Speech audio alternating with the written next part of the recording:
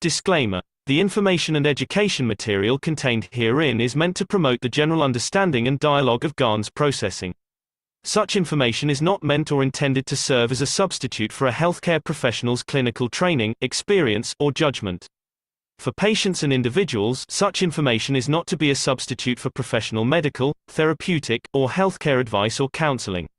For medical issues or concerns, including decisions about medications and other treatments, readers, viewers, listeners should always consult their physician or, in serious cases, seek immediate assistance from emergency personnel. Prescription information, procedures, and use of medical devices information should be undertaken only by properly trained and certified medical personnel. We specifically disclaim any warranties, express or implied, including implied warranties of merchantability or fitness for a particular purpose. Such information is provided, as is, and is believed to be accurate at the time of its publishing, but it is the viewer's job to evaluate the accuracy of any information found in this presentation. Every case presented is of their own experience, applied by themselves for themselves, and it applies to their case only. Every person experiencing health problems should seek professional medical advice and consult their course of treatment with a doctor. The processes of plasma balancing described herein are a natural process which supports the body but does not replace medical advice or therapies one is already subject to.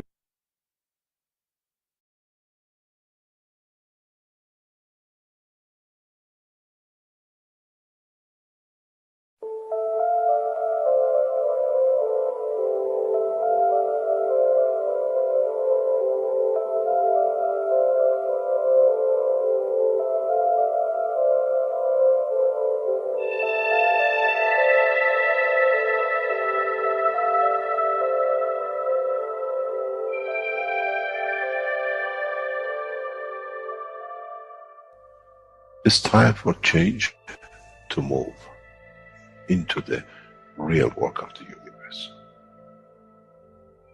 And it's time to understand that we use the matter state to reach the level of understanding of the soul of the man.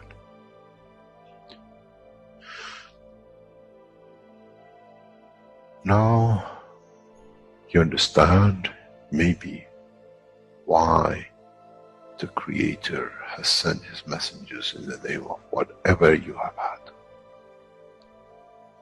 Is that they bring the ears, that it can be used when the time of the Messiah comes. They can teach the soul and the messenger, not to oppose, but by them understanding through those who have become messiahs, to give from their souls to these to elevate, the job is made easy. The school is there and the students are devotedly there. Then there won't be any fight between what they call the Muslims and the Christians. The lamb and the lion will eat and sleep in the same nest. The Christians and the Muslims will sleep and pray in the mosque, then in the same church, in the name of their souls, not in the name of religion that is used to create so much conflict for the benefit of those who were the hyperactive children. The time has come, the time of change is here. And as I said, my wish is my command. If it's your wish to see peace, the path of peace is laid very clearly. It's the soul of the collective awareness. By giving will create that position of change. No other thing. There is no pen in the soul of the man. And I'm sure once you go into the universal community, you will never see anything written but the balance of the fields of the soul of the existence. Try to be humble enough not to become arrogant in the power that you have understood and you possess. Otherwise, you'll fall in the same path of the church and the mosque.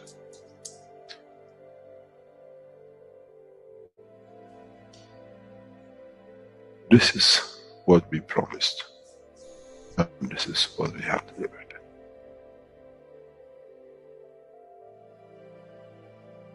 We have to understand the operation of the soul, and we have to understand the soul of the man is a star in the cosmos of the universe.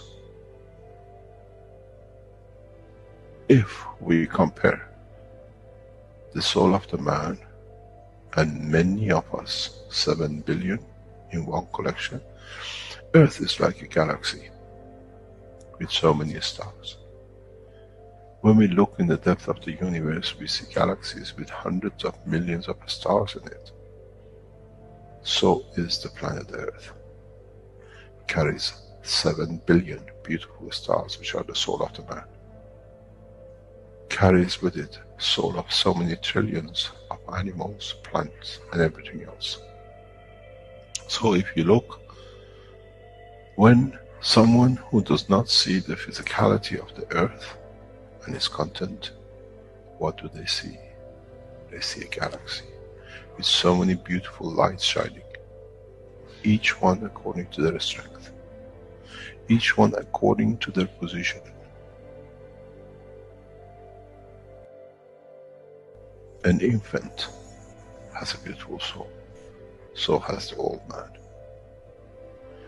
To those who do not see the physical dimension of this planet, but they see the strength of the field, we are clusters of stars. The human race, every single soul, no one from a distance sees, that's the soul of a fisherman, that's the soul of the cosmologist, that's the soul of a president. They all shine, irrespective of the physicality. This is the magic. This is what the new science has to bring to man. When we look to our soul, we see nothing but a star in the other souls. And this is the break. This is the understanding. This is what all these teachings are about. Coming to mature to the next level, to understand in the deep space, the universe is the oyster for those souls who serve. Then man is ready to go into space. Then man is ready to become part of the universal community which has been promised. I never promised you heaven. I always promised you the elevation of the man to join the family. And now you have the key. It's you who has to open the door to understand, if I can raise the soul of these people or millions of other souls, that the physical life on this planet changes, then I'm worthy to be part of the universal community. To be there to serve, to expand. To be there to be part, that in the cycle of life of universe, I become, in being part, I become part of the totality. When man reaches that point, a new dimension in the strength of the soul of the man will appear, which is beyond imagination of understanding of the physical life. It's the gate to the opening of the new life, in a new dimension, which is beyond imagination of what you might call a new beginning, a new cycle. Which that cycle carries with itself the origin of the creation of life in the universe and the universe.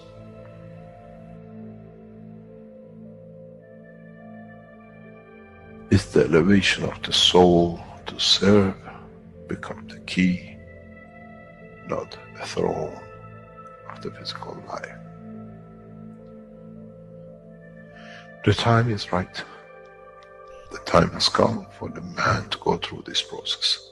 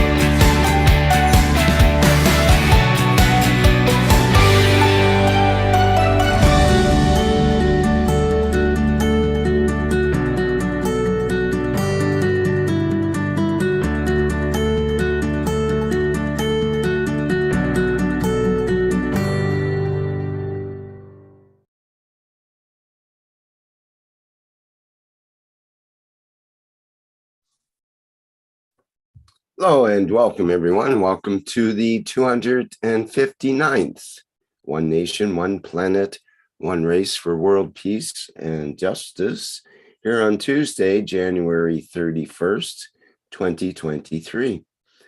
This is a broadcast of the Keshe Foundation Spaceship Institute Education Department and part of the public teachings in English.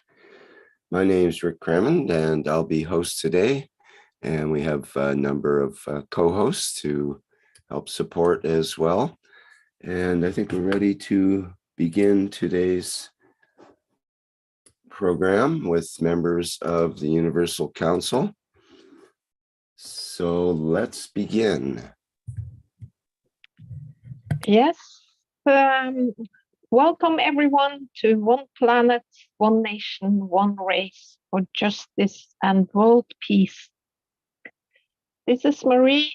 I'm a Universal Council member and representing my native language, which is Norwegian.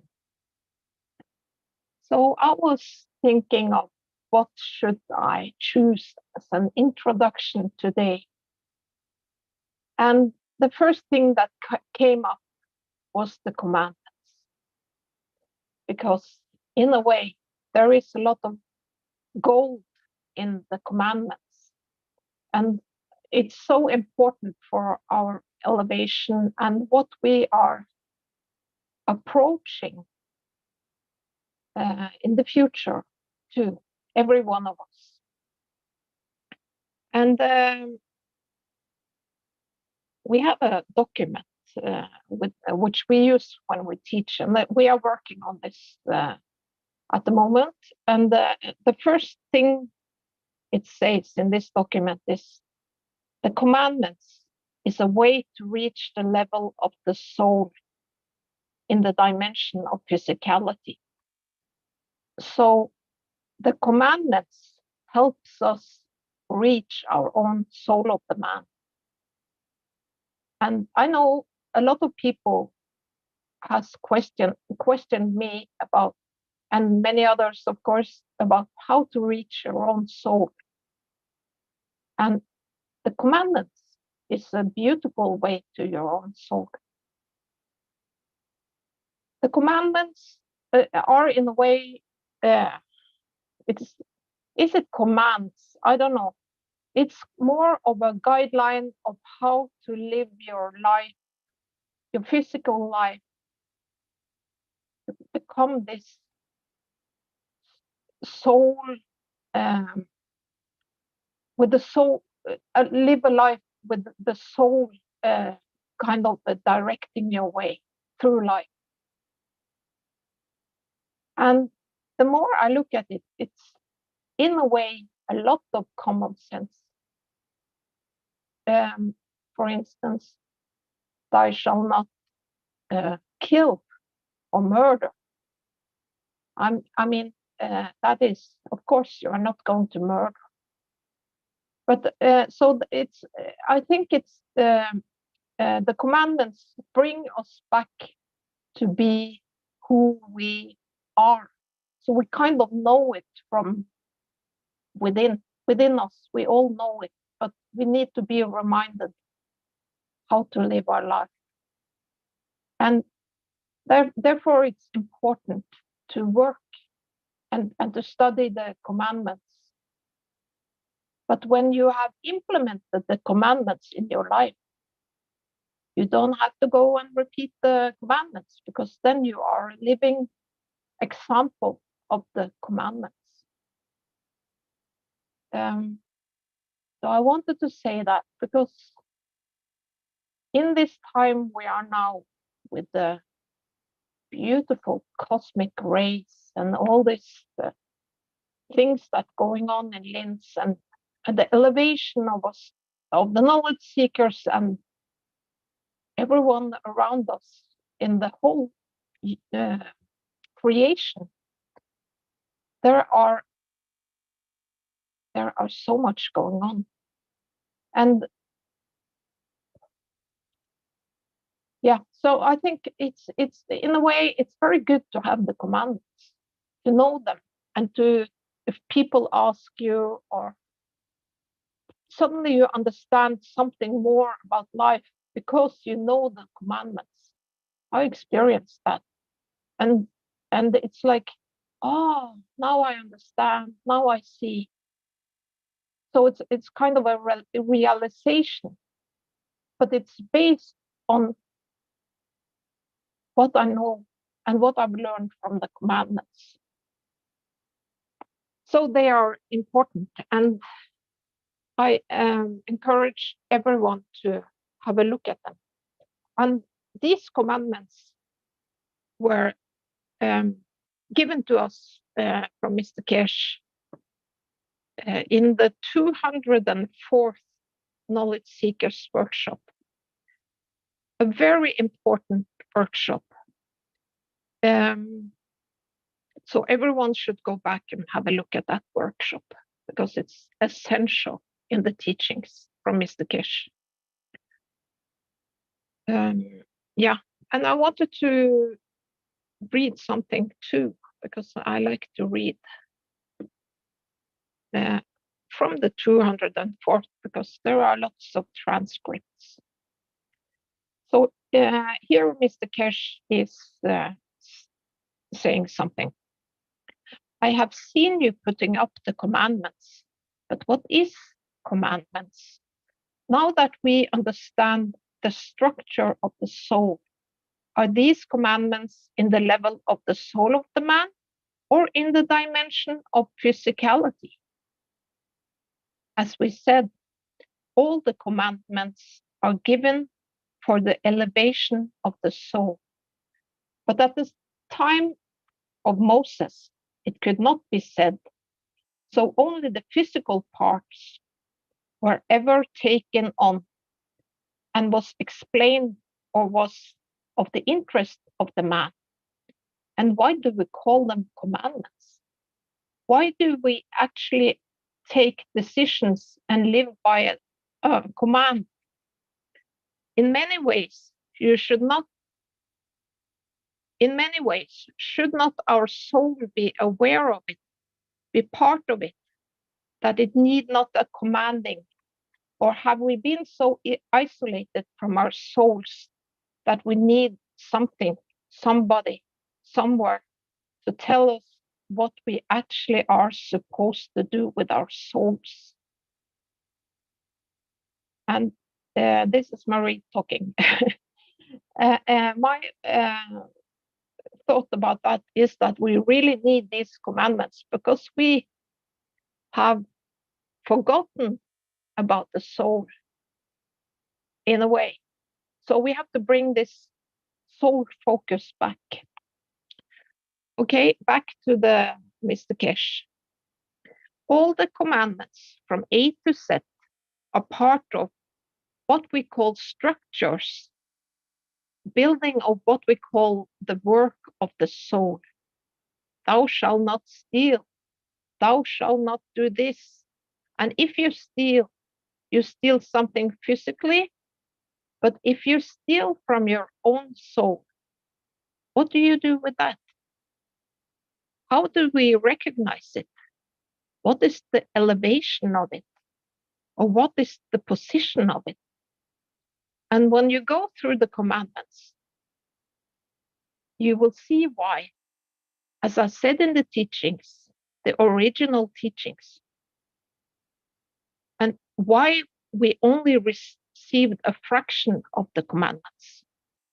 What was the intention of the giver?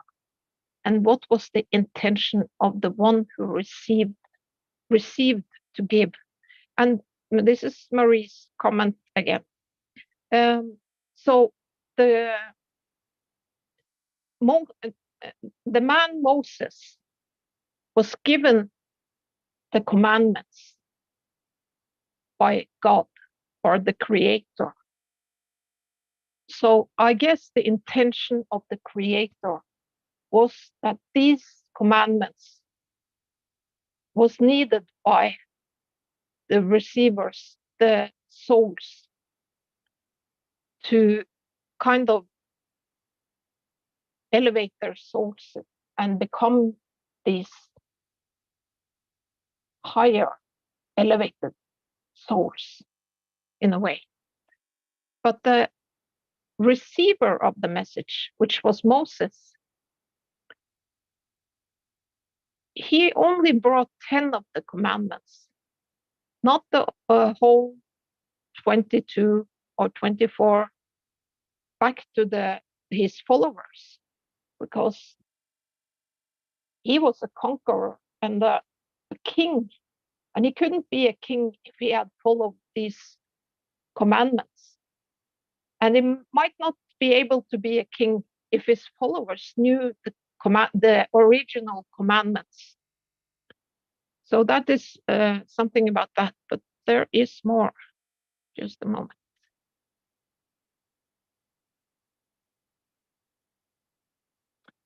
So in so many ways, the commandments which was given to Moses, and the one we saw and we completed it now, Mr. Keshe said, after bringing the 24 commandments to us, the package in a way, is in essence a way of living in a dimension of physical life through the operation of the soul of the man, and it cannot be changed. And every single one of the commandments is about the soul of the man, the behavior of the soul of the man, and the conduct of itself. If you go one by one through the commandments and you read them, you will see there is nothing but elevation of the soul, continuously to elevate. Because when you go to the dimension of physicality, physical life, the meaning of it, the 10 which is accepted is for the physical dimension, but in reality, it's part of the elevation of the soul itself. Do you want to analyze it one by one? We can analyze it one by one.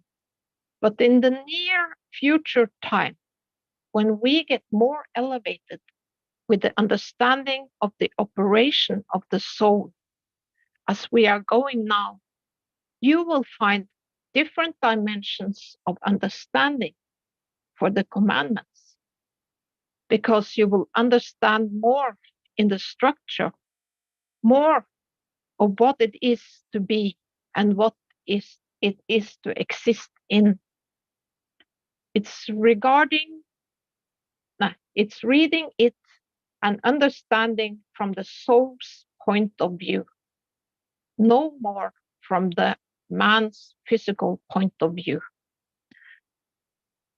So that was the extract from the 204th knowledge, which is very, very essential in the teachings. There was something I wanted to, so all the commandments are for the soul of the man. So that is something that we have to learn, is to read the commandments and see them from the soul's point of view. That is an exercise in itself, and I think that that is something we as knowledge seekers all can do. And and when we understand these commandments and implement them in our life, then we will get new understandings from it, and it will in a way open up our understanding. So that's what I wanted to say about the commandments. So thank you.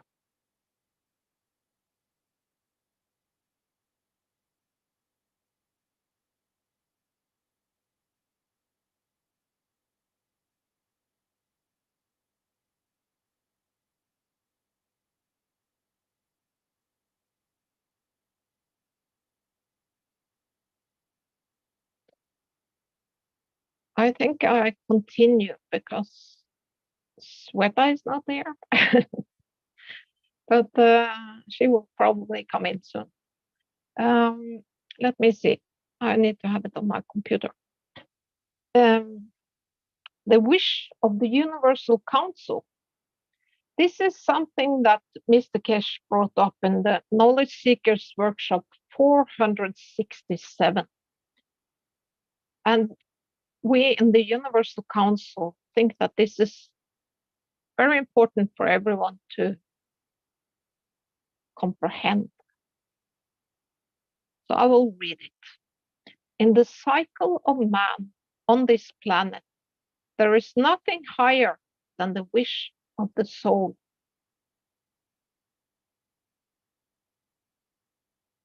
Is it anonymous? No. Rick, you have to help me. Unanimous, yes. Unanimous.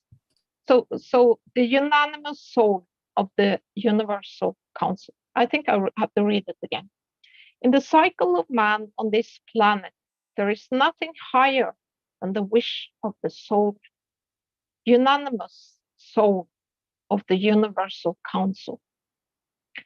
If the soul of the Universal Council in unity wishes, it becomes a command for the soul of humanity and beyond. And sooner or later, mankind comes to understand. And I want to comment on this one too, because there is a lot of learning in everything. And in the Universal Council, there is a rule called we need to agree upon everything. What's the, can you, I can't remember the word. Consensus. It needs to be consensus in the Universal Council. That means that all decisions need to be agreed upon by all members of the council. So that is this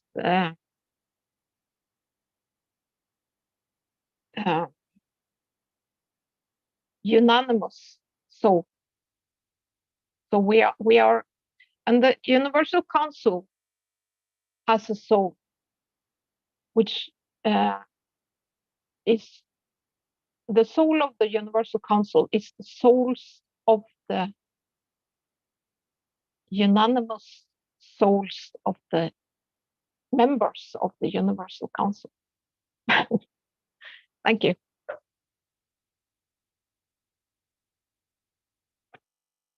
Let's go to the next slide, Rick.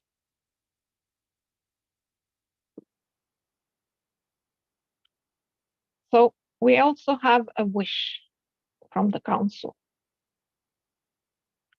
I will read that too. We, the Universal Council, wish that all souls of humanity will embrace the new way of life with the cosmic rays from the Creator. And by this, why this wish? It's because of the many things, but it's the cosmic rays given from the Creator, which are, and from Mr. Keshe and his exhibition in Linz, they are creating cosmic rays. And the Universal Council, the Earth Council, and the core team is asked by Mr. Keshe to decide for humanity if we are ready for the cosmic rays. This will change our lives because every soul of humanity, which includes the fishes in the ocean, the birds in the sky, the plants, even the stones, we will all be reached or be elevated by the cosmic rays. the cosmic rays are the rays from the Creator. And what does this mean for our daily life? Hopefully, we will not need to be fed by killing anyone. So we will not kill to eat, for instance. And even the animals.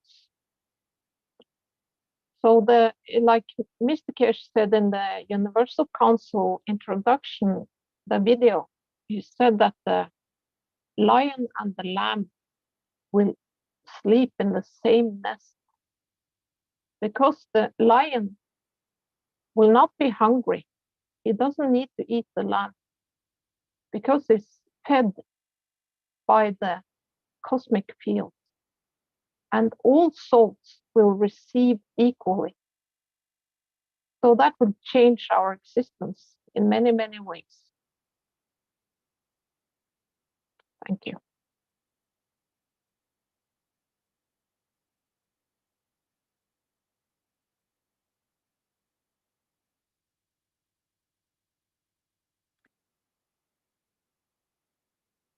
Yes, I can do this too. If not, Sweta is back. Is she? She was here for a short time, but she left again. I think Okay, she has maybe. problems. Yes, okay, maybe you will take over. I can. Yeah, thank you. Thank you, Marie. So we now come to the minute of silence for the elevation of all souls in existence. We start with that now.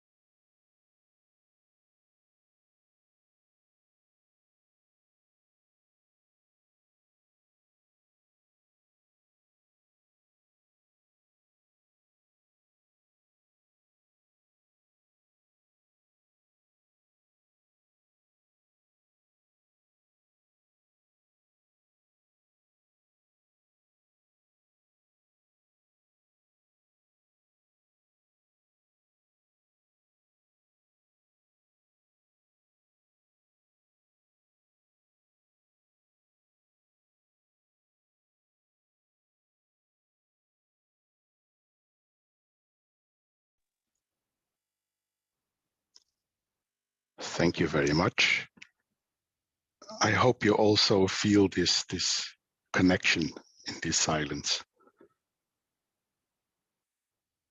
We're doing this for a long time now, and to me it is more and more intense to feel all these connections to you.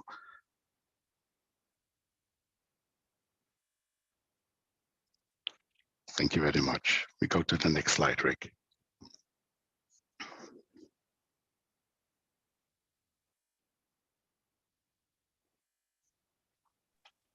Okay, we are not playing those because we played those videos last time. So maybe we just jump to the next slide.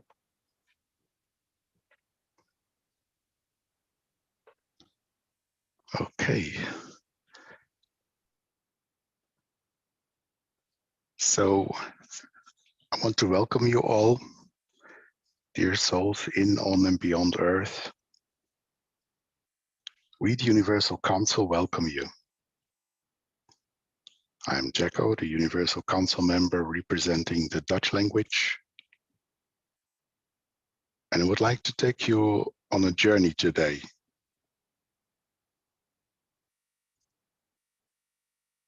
It's a journey in a new dimension, a place that we've never been before. It's a place of silence and with a beautiful atmosphere and temperature. The light is warm and cozy, and everything you see around is in balance. No disruptions and no fears. If it's your wish, you can be wherever you want in just a blink of an eye. Here in Europe, it's almost 5 p.m. now. And let's see, in Brazil, for example, it's about 11 o'clock in the morning. Would be a very nice time to visit Claudia for a coffee. Don't be shocked, Claudia, we will not come yet.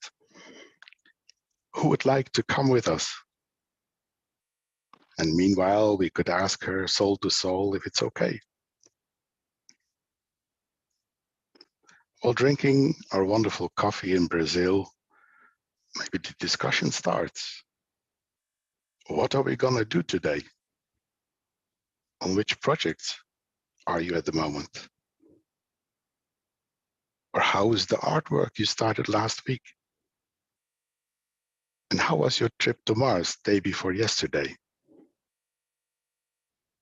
Did you do the excursion to the deepest point in the Mariana Trench yet? No, I was on the Mount Everest to see the sun come up from the east.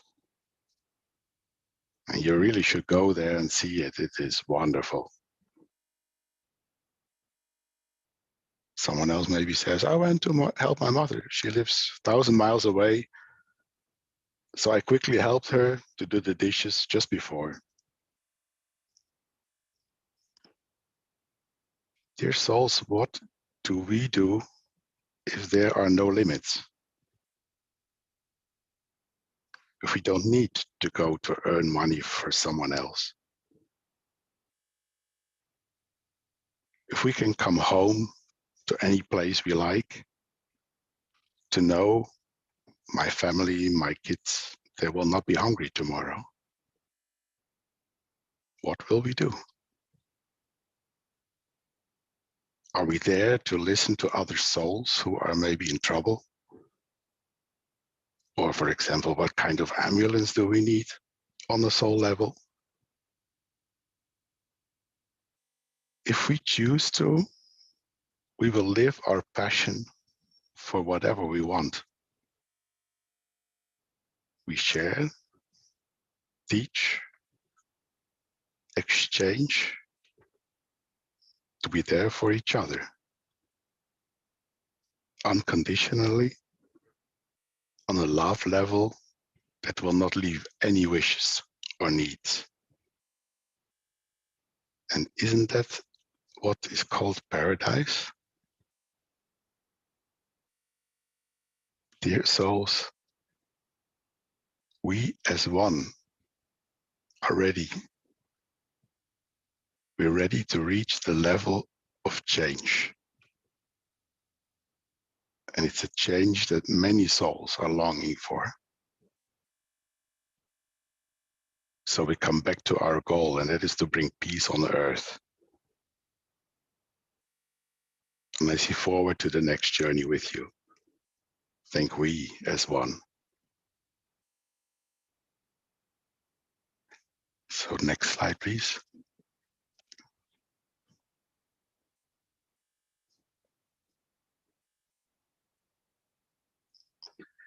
So now we come to the commandments. As Marie said before, in a way is our help, our pathway to show the way through physicality to the dimension of the soul. Next slide, please.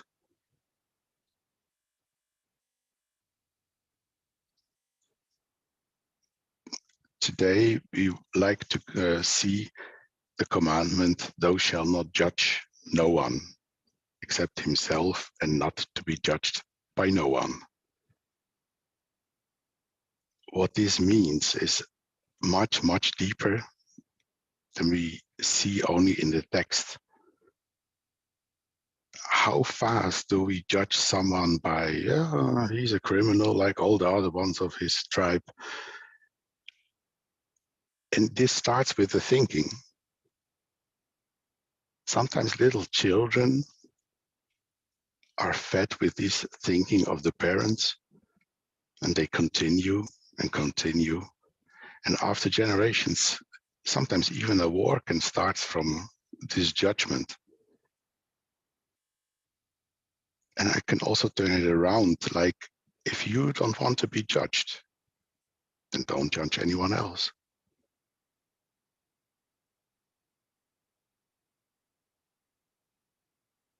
Mr. Keshe says, one of the commandments to him was that thou shalt not judge no one except himself, and not to be judged by no one. Because he knew if they will judge him, all the lies and what he's done then cannot do the job. And what he did to acquire more physicality power. The day of judgment, as it said, you never judge and you don't allow no one.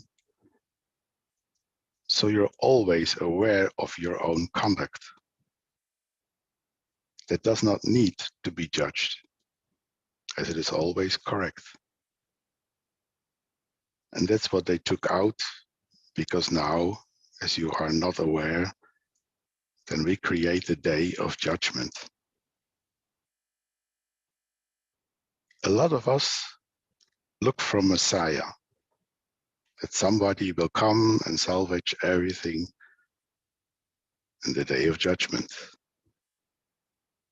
The day of judgment, it was in one of the 22 commandments to Moses, and he took it out, because then he knew he cannot do. So Rick, may I ask you to play the media that I sent to you? Because Mr. Keshe is explaining more in that. Yes, okay. Thank you.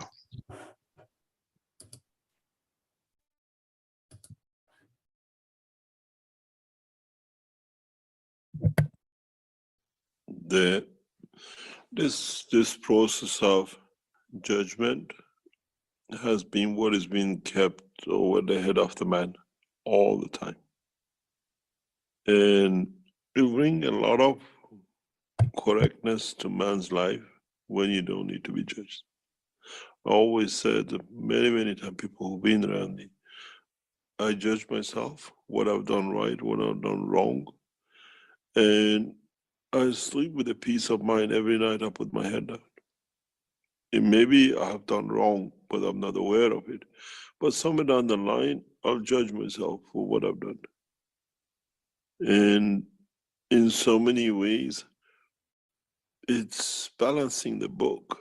We call it a judgment. And it's better man to balance his own book than the others doing it for it. And I do that regularly, every day. Everything I do, and sometimes people tell me, why you don't do this because of the foundation or the other one. I said, because there's a reason for it.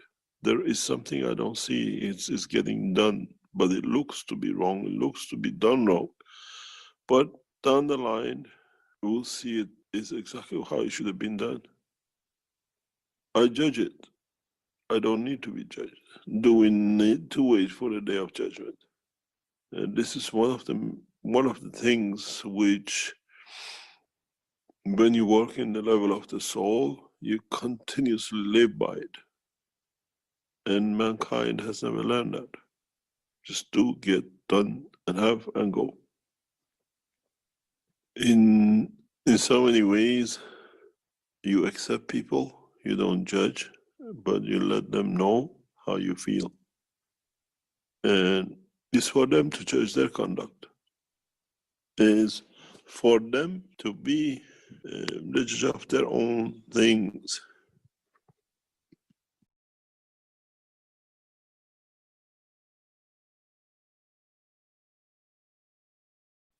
If we always judge ourselves, we don't need to judge ourselves the last day before we die. every day is the last day, every second is the last second. So by living the correct way, then you judge yourself and see that you are correct, and you kind of have a judgment day every day. Of course. In a way, living the path of what I call the creator is. A lot of people don't understand this. A lot of people is just to talk. And to a lot of people is having, possessing, and being there is important, because then it shows they achieve something. What about not having? What about not possessing, but being there for it to be available for you to enjoy the time, the space, and the emotion? Then you don't need to judge. And it takes a lot of wisdom to be detached. And then you don't need to judge, because you made the judgment to serve and to give and to live. This is what life is in the cycle of the soul or the physicality. To be detached, to be totally detached. And it takes a lot of guts. It takes a lot of determination to be detached. And we need to understand our own position in life. And if we keep to the life of detachment, then you don't need to judge it, because you always have nothing to be attached to judge.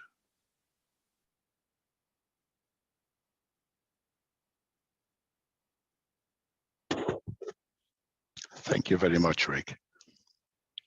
So we see, if we take this path, the path that Mitra told us, think good, from that speak good, and from that do good, we're on the right way, on the right track.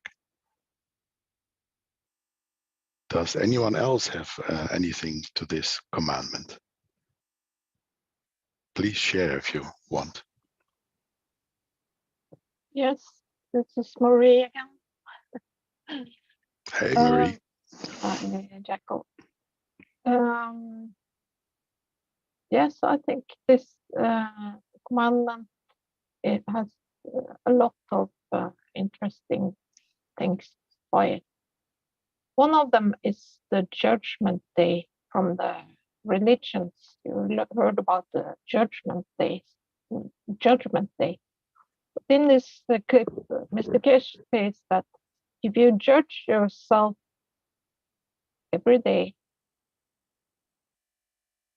then there is a judgment day every day. You don't need that final judgment day.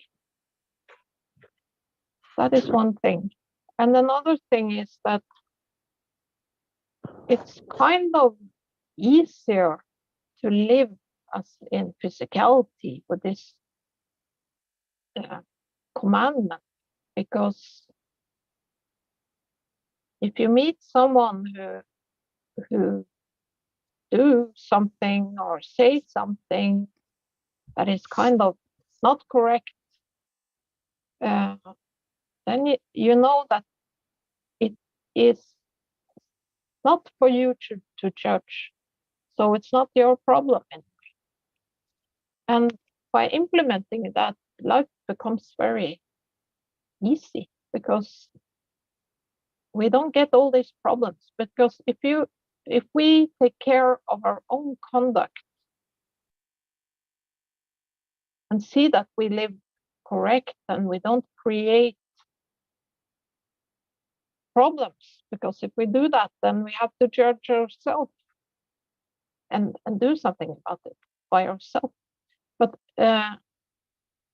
if anyone else do make a problem or something, then it's easy to see that this other soul needs to judge himself and kind of correct the conduct. So the only or the way to see it is that if you keep your conduct correct, that's where your focus should be in terms of judgment. And also that you should not be, or you not be judged by anyone else, because they have no right to do that. So that makes life easier when you know that. If someone do that to you, you don't pay attention to it, because if you know your conduct is right, then it's not the problem, or it's not your problem. Okay. So it makes life easier. That's what I wanted to say about that. Thank you. Thank you, Marie. Yes, and I also think we know deep inside when we do wrong.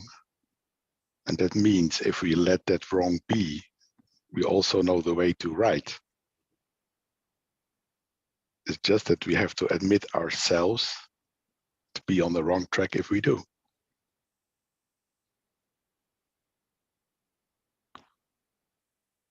Anyone else? Yeah, Jaco, I just would like to make a point on what you just said now. Hi, Stefania. Hi. Yes. Good evening, good morning, good afternoon, everyone. My name is Stefania. I'm representing the Italian language. Yes, I thought about all these, the commandment and what you just said. And I see this as very, very, it's just like really the core of existence, just because inside us, we got this campus. We have this natural campus that tell us the direction where we should go. And I suppose this campus, we'll have to use it also.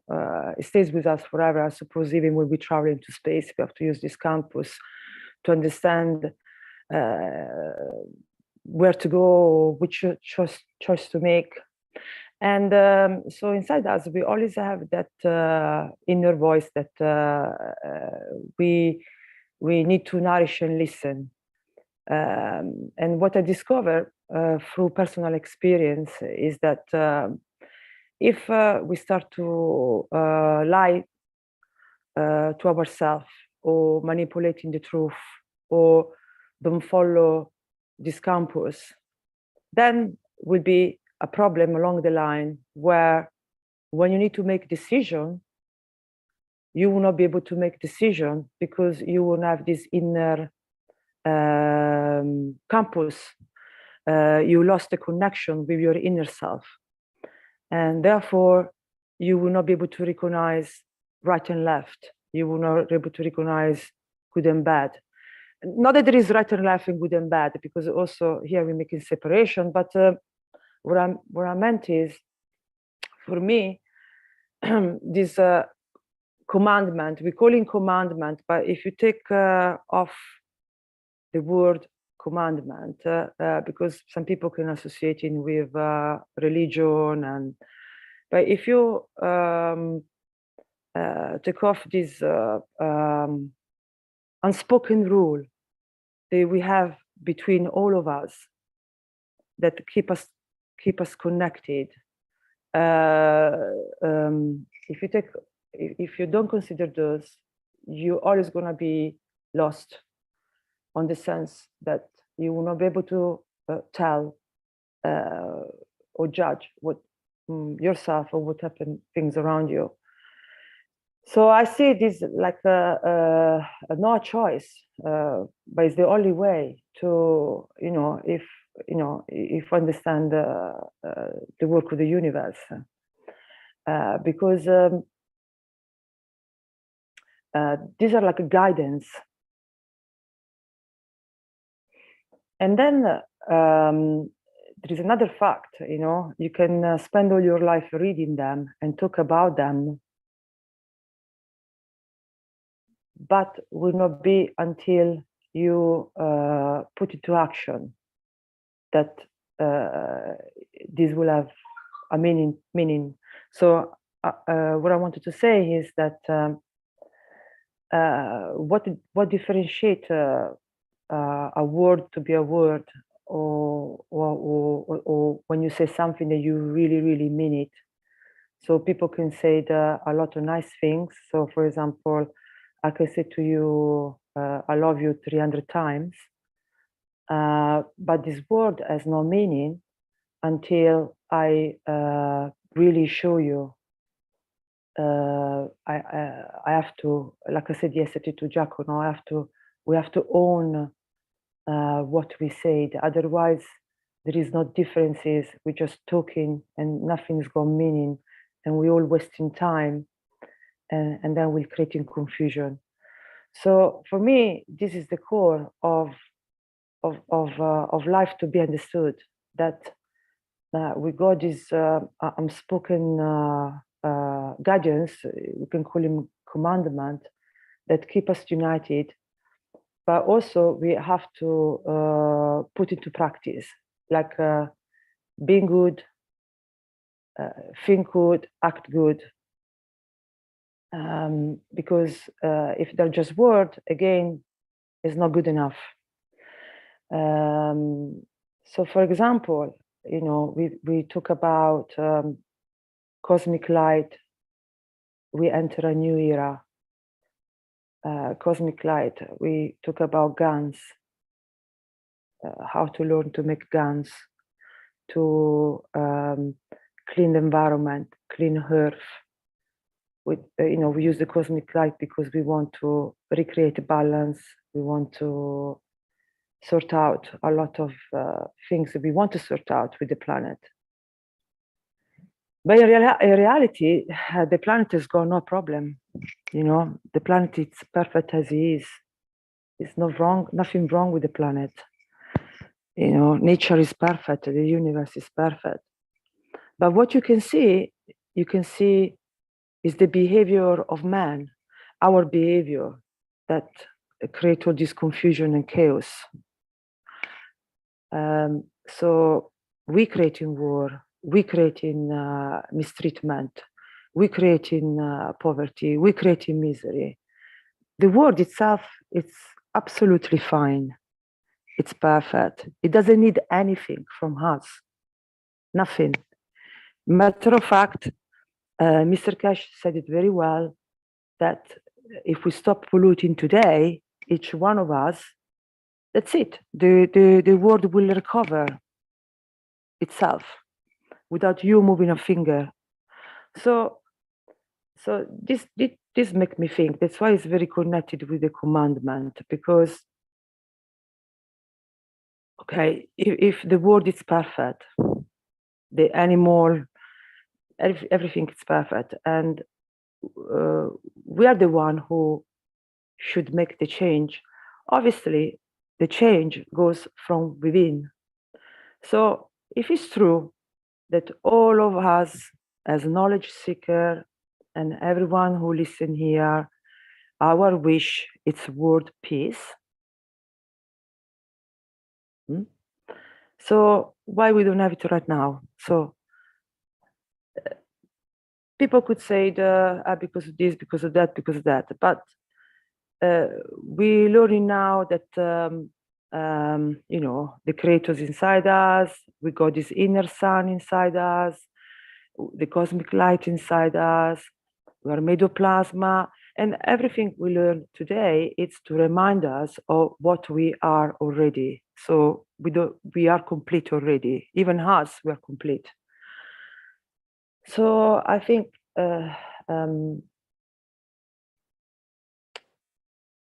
commandment or these guidelines, they really help us on sort these things out, because if you really we want peace and we mean what we said, everyone here, they're listening, has got no excuse, because it's not because of the money, it's not because of your status where you are, it's not because of where you are in Earth right now, or any other reason that you cannot achieve peace. Because are simple things that everyone can do right now if we really mean it, that we want peace on earth, is just being a good person.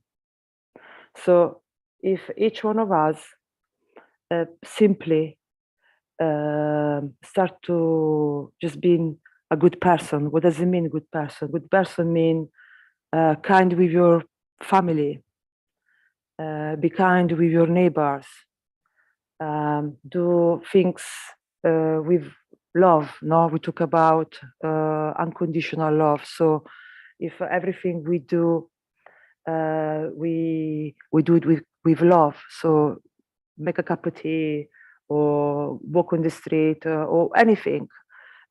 Treating your animals, your cat, your dog nicely. You know, this is essential. What will make a change, and what we all can do, because until we say we want peace, but then we're going home and argue with our family, or see, yes, we want peace, and then on the street you are in the motorway and you argue with another driver.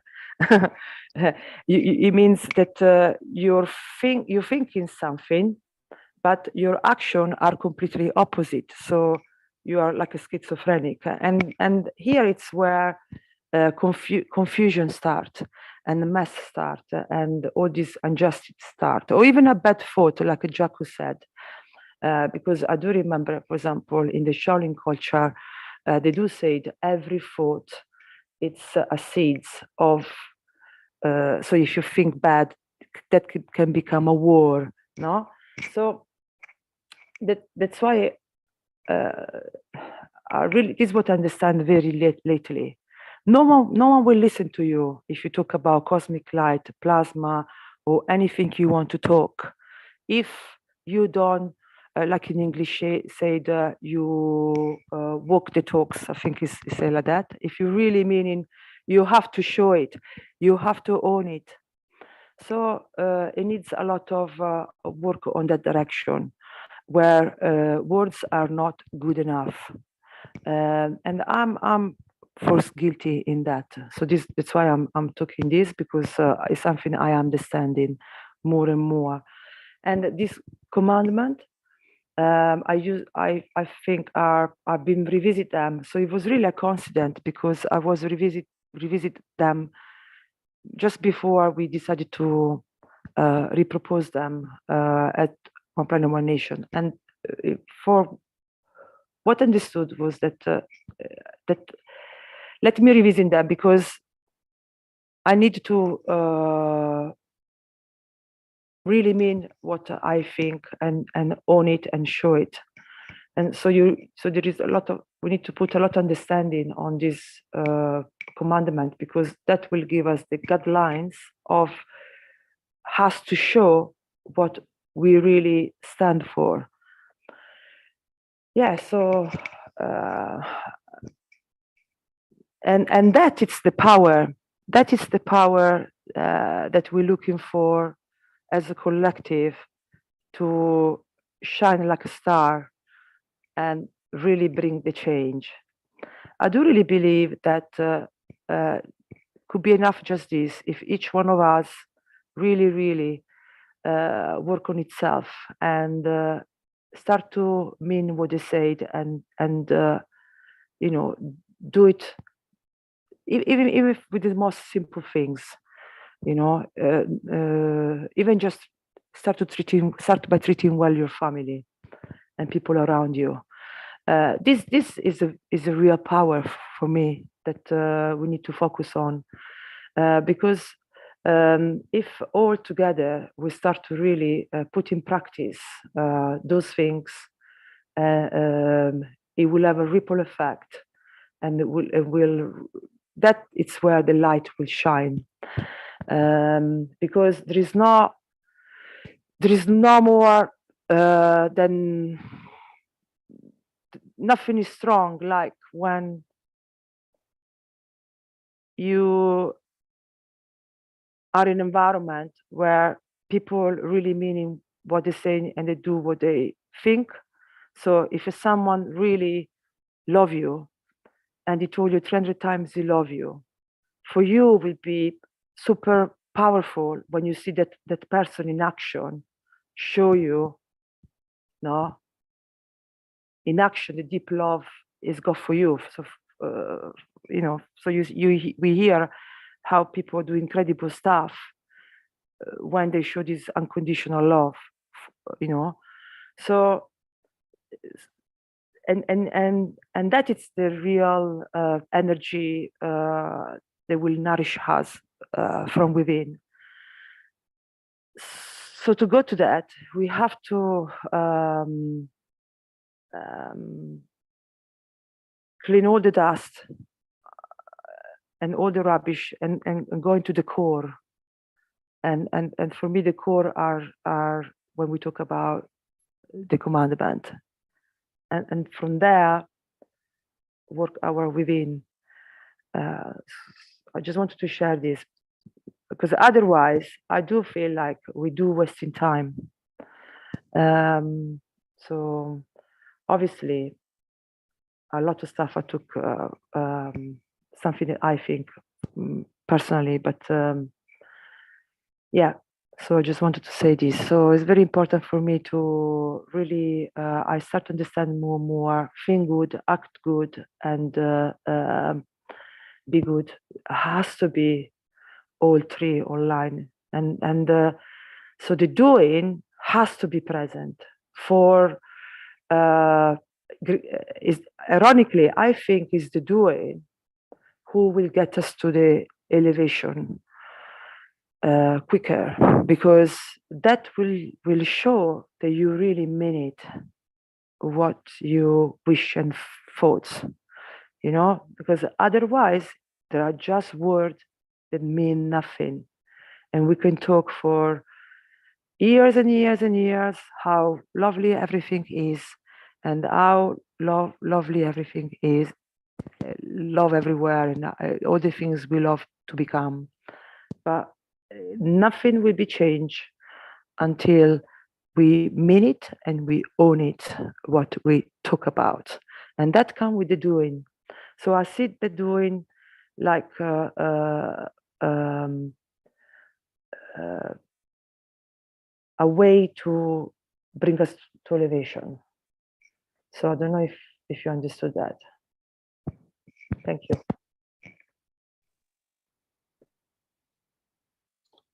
Yes, thank you very much, Stefania. And what came to my mind when you were talking about the lies, equal if it's lies in physicality or in the soul level, it is like a house of cards. It builds and builds and builds, but earlier or later it will collapse.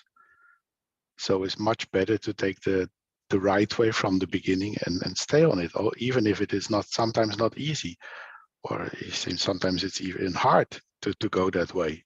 But in the end, it is the right way. And we have to walk the way to experience the right thing. So thank you very much. Yes, Anyone thank you, else? Jaco. Thank you, Jaco, because even in us in the foundation we can see. So, for example, it's something that you don't have a shortcut. You cannot hide, and you cannot pretend it's something for the other. So even between us in the Keshe Foundation, without putting name, you all know, no? But if you go into the Brazilian community, they get the reputation they had by doing no. Same the Chinese. I don't want to compare anyone, but same with the teachers. You will have some teachers that shine more than others, but all is relating to the doing, because that is the difference of make shine someone than the other, because people start to talk about it, or people start to refer to this person about it, so there are no shortcuts unless you mean what you talk about it. That would be the only way you would shine. Otherwise, you can talk as much as you want, about good things, good stuff, but if it doesn't show, doesn't that just stays word. So this is what I said. So for me, that it's when Mr. Keshe said the soul, certain soul will shine and shine more, because those soul are the one who they really mean it. They really walk the talk. Yeah, you cannot hide. Even history, all the people, you always, for example, with people who've been talking in the past, that all because the things they've done, and that they shine because what they done, it was online with what they spoke. There are no shortcuts. So, yeah. Thank you, Yes, we're all Stefania. Hello, on the Jaco. job. Hello. Hi, Hello. Shweta. Hello, my Good to dear hear Jaco. Yes, I was late. I apologize, my dear. Because of the internet.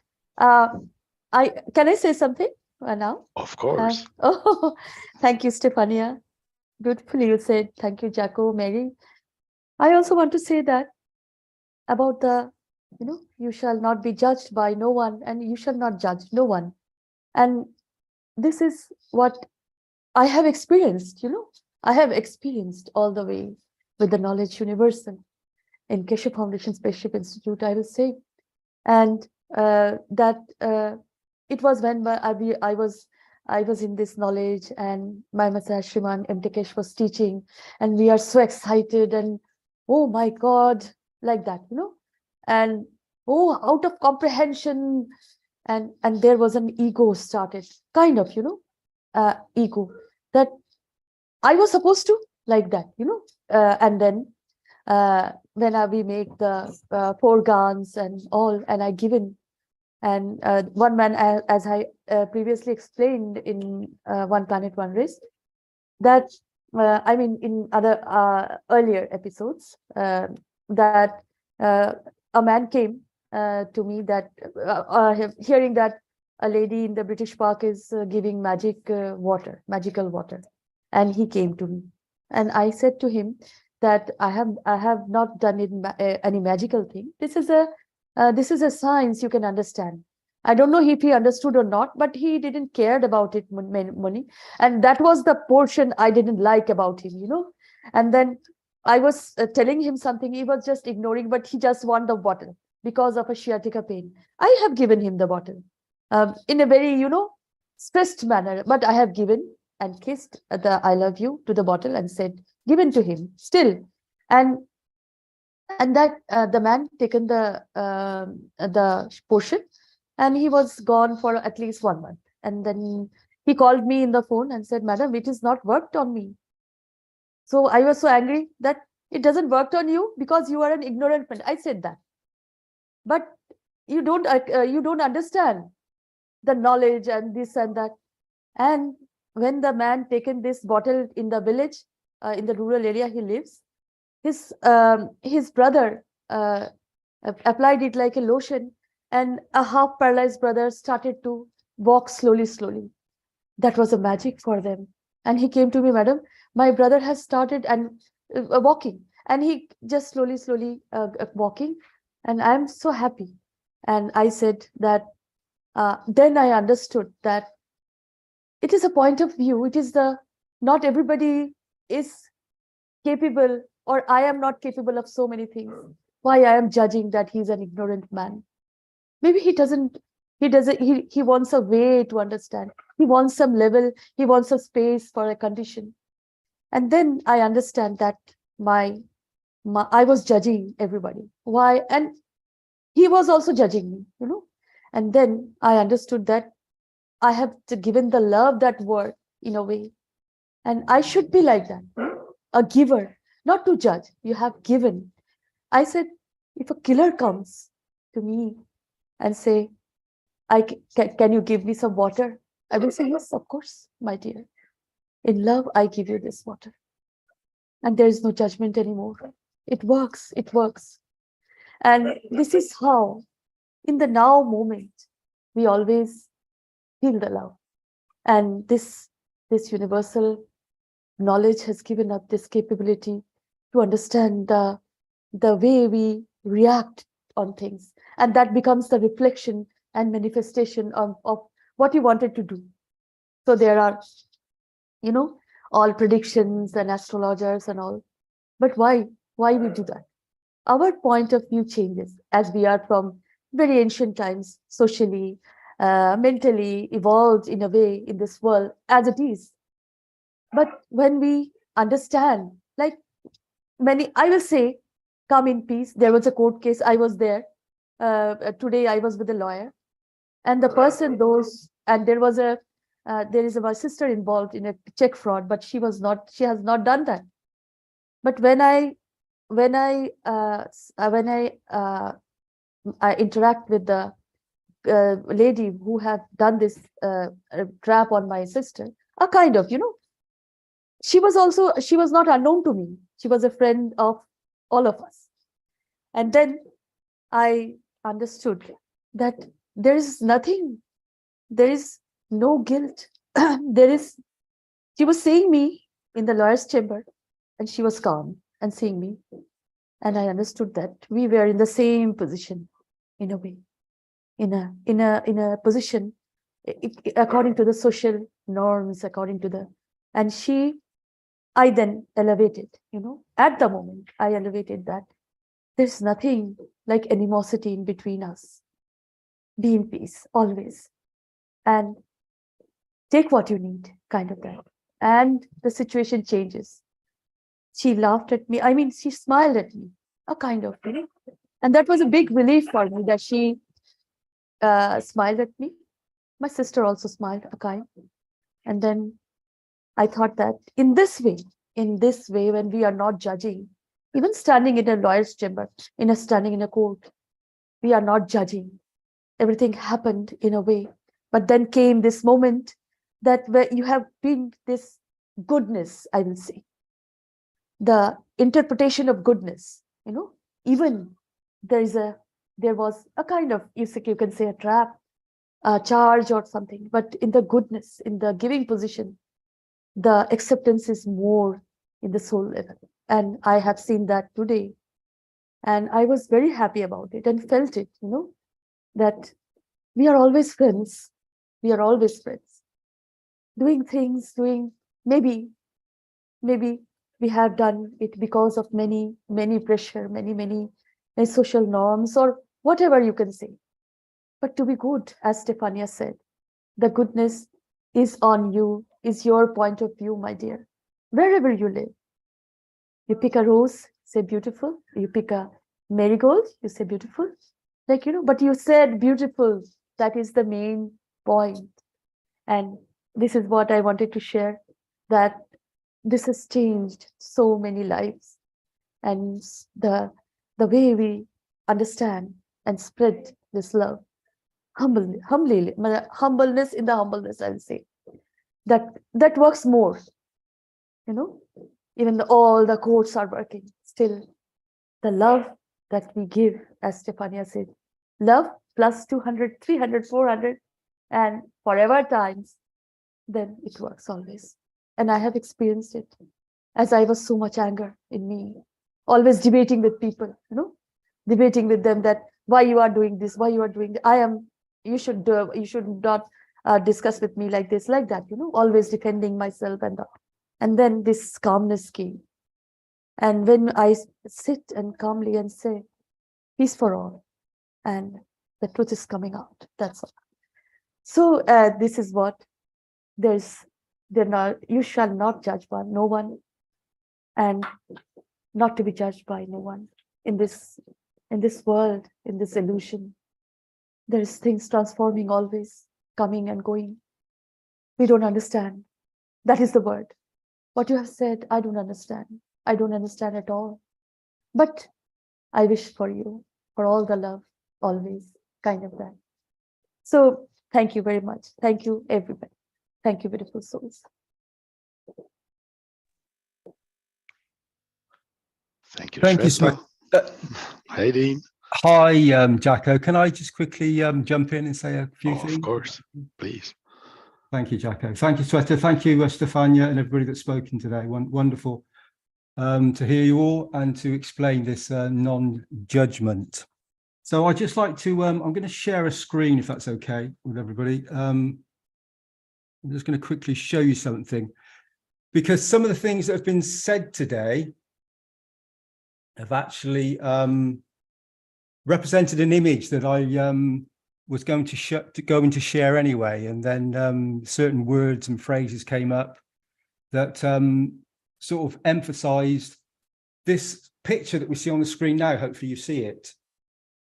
So this is a stone. So no one is higher and no one is lower. And so this stone has the same qualities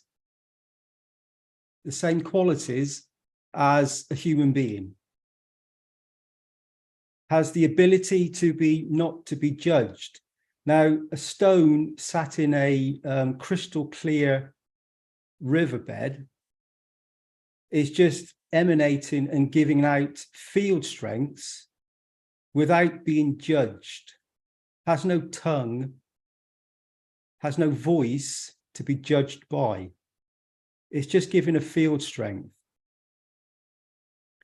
And you see the fields that are emanating in through the waters. I don't know if you can see the way the waters are. Let me see if I can just blow it up a sec. No, it's not blowing up. The way the waters are, the fields in the waters are actually spreading out from a position that this soul is giving from. Now, this could represent the field strength of a riverbed on planet Earth, or it could be a dimensional aspect of a universe, because it is a universe. It's this within the structure of this physicality. There's a universal flow. And this stone would not be judged by the water, the ripple effect, the giving. And one drop of this beautiful water, when given with intention, is pure, is the essence of everything. So, thou shalt not judge no one except himself, and not to be judged by no one. So in every moment that we are present, in every single interaction, like the interactions you see in the water here, and you see the reflections, you see the ripples, you see the reflection of the mirror, the sparkling of the water. You see all the different field interactions that are interacting constantly. And if this water was judged, was muddied by a thought and intention, or an interaction that wasn't in its purest essence, then it takes away from the beauty that we see in physicality. We're viewing this. But also, if we look at it as a field strength, then we can see the many different facets and attributes and beauties that are portrayed in multidimensional aspects in every moment. It's a field strength. And it's the same thing as this judgment. You never judge, and you do not allow no one to judge you. So you're always aware of your own conduct. That does not need to be judged. So if you don't need to be judged, it means you're acting, speaking, and thinking in the correct way. And then that reflection, those ripples, become very transparent for all to view and for all to see and all to sense and all to be part of. And you become this beauty that reflects golden light and sunlight in the physical sense on planet Earth, but also emanates the field strength of this unconditional love and this giving and being correct in all aspects of your being, of your soul aspect, of your life, of your essence. No one is higher, no one is lower. And so this stone could be the Messiah. And we could turn it into a something that we go to give to. Or we could understand that that is us. That essence is us as well. And those waters, that reflection, that beauty of the Gans waters that we spread when we do the peace dome is giving back to the fields. And we're all part of the same process, each and every single one of us in each moment. And whether we are in a courthouse, in any position, wherever we are, correct conduct shows itself. And when you elevate, as Jacko would say, don't think, elevate. And so when you come into positions where others have their certain attributes or conditions that they allow themselves to be part of, then you can be present in the moment. You can stand your position. You can give your truth. And you can be like the water from this stone. You can be crystal clear in your intentions and thoughts. Crystal clear. The field strength of non-judgment for yourself and for everybody else. And make a permanent beauty that shines, flows, and gives to all in this moment. And I think that would be a beauty for all of us to comprehend. So, number 14, thou shalt not judge no one except himself, and not to be judged by no one. So be gentle with yourself. Understand we're all, we have emotions and conditions that have affected our lives and bring about these environmental conditions. And there's another aspect. So from this, we look at this picture again, and we go from maybe the bottom from one of the ripples, that ripple effect out. When we become that pure drop in a crystal clear river, and this drop ripples out, becomes an ocean, becomes part of a bigger ocean. And so the single drop is the most important part. It always was, because that small little part is part of the totality of everything.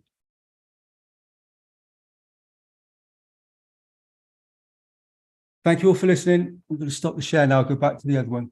Thank you, Sweta. Thank you, Jacko. Thank you, my dear Dean. Thank you so much. You know, when we have shown this image, the stone looked so wise, you know, and that he's emitting a love kind of thing, and you know, he's emitting love, and he is so wise. The stone is so wise that, like a being, you know, he was sitting and emanating this beauty and totality, and everybody's conditioning around the stone, you know, making more crystal clear way. And it is showing that when we take this kind of level of understanding, that we become like this stone as position emanating the love, then the universe helps us. The trust with the universe comes in this enlightenment position. And this is the trust is the most important thing. And when we trust, we became this position that we emanate this love more and more. And we understand that now, kind of, you know. And we have many, because of this soul communication elevation, because we want all beings in the path of peace, understand the path of peace. Many things are changing in a way. And this is why we are not judging anything. We shouldn't judge. Things are like transforming, transmutation going on, and it's coming in a position, in a way, ultimately in the peace way. So thank you, my dear Dean. Thank you so much. Thank you. Can I add something, Sweta? Oh, yes, of course, my dear. Can you hear me properly? Yes, yes, yes. Yeah, I just want to thank you and thank you, Dean, for the last comment. But I do want to add something about the judgment, like, because if you think about, shall we not judge? So if you see yourself during the day, and see if you can not judge. I tell you, I tried. It's sometimes come automatic.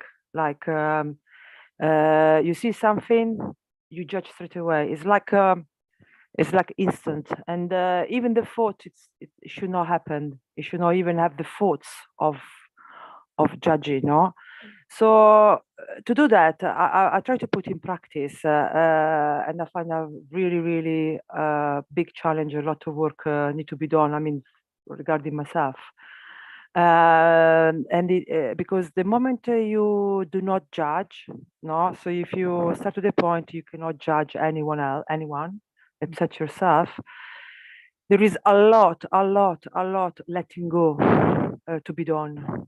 The two going together. The moment you don't judge, you let go, and that is again, it's something. I mean, regarding myself, definitely I need a lot to work into, and also the moment you do not judge, and you can judge only what you do, even that one is another work from within, because means that now you're responsible. You're responsible for your action, so you cannot blame anyone else for things that are happening around you. So that is another one where you have to be responsible, and therefore you need to know how to make choices or how to go through life, and that's why I go back to this inner campus that each one of us has. Is our inner voice that a lot of time we say is the soul, is the connection with the soul, and we have to be really careful to don't trick ourselves, so then we don't have this connection, because otherwise we will not be able to be self-responsible and be able to go on the right path. Because I speak for myself, but we tend to cheat a lot. So what we see, it's not what we see, but we see what we want to see. We want to hear what we want to hear. We say what we want to say. There is a lot of cheating that we do daily. That sometimes you're not aware of. Maybe you get aware later on the line, and it's a continuous improvement of your own self, and try to get rid of all this bad habit. I do this. I see myself cheating all the time. Like I don't know if I train, for example. If I train, I cheat as a trainer. I have to have a video to record myself, to quote myself of cheating, so I know the next time I will not be able to cheat, because you need to have a lot of self-awareness to do that. So, and to have self-awareness, you have to be connected with this campus, and so there is a lot of work going into this. This is not simple. This is a lifetime developing skills. But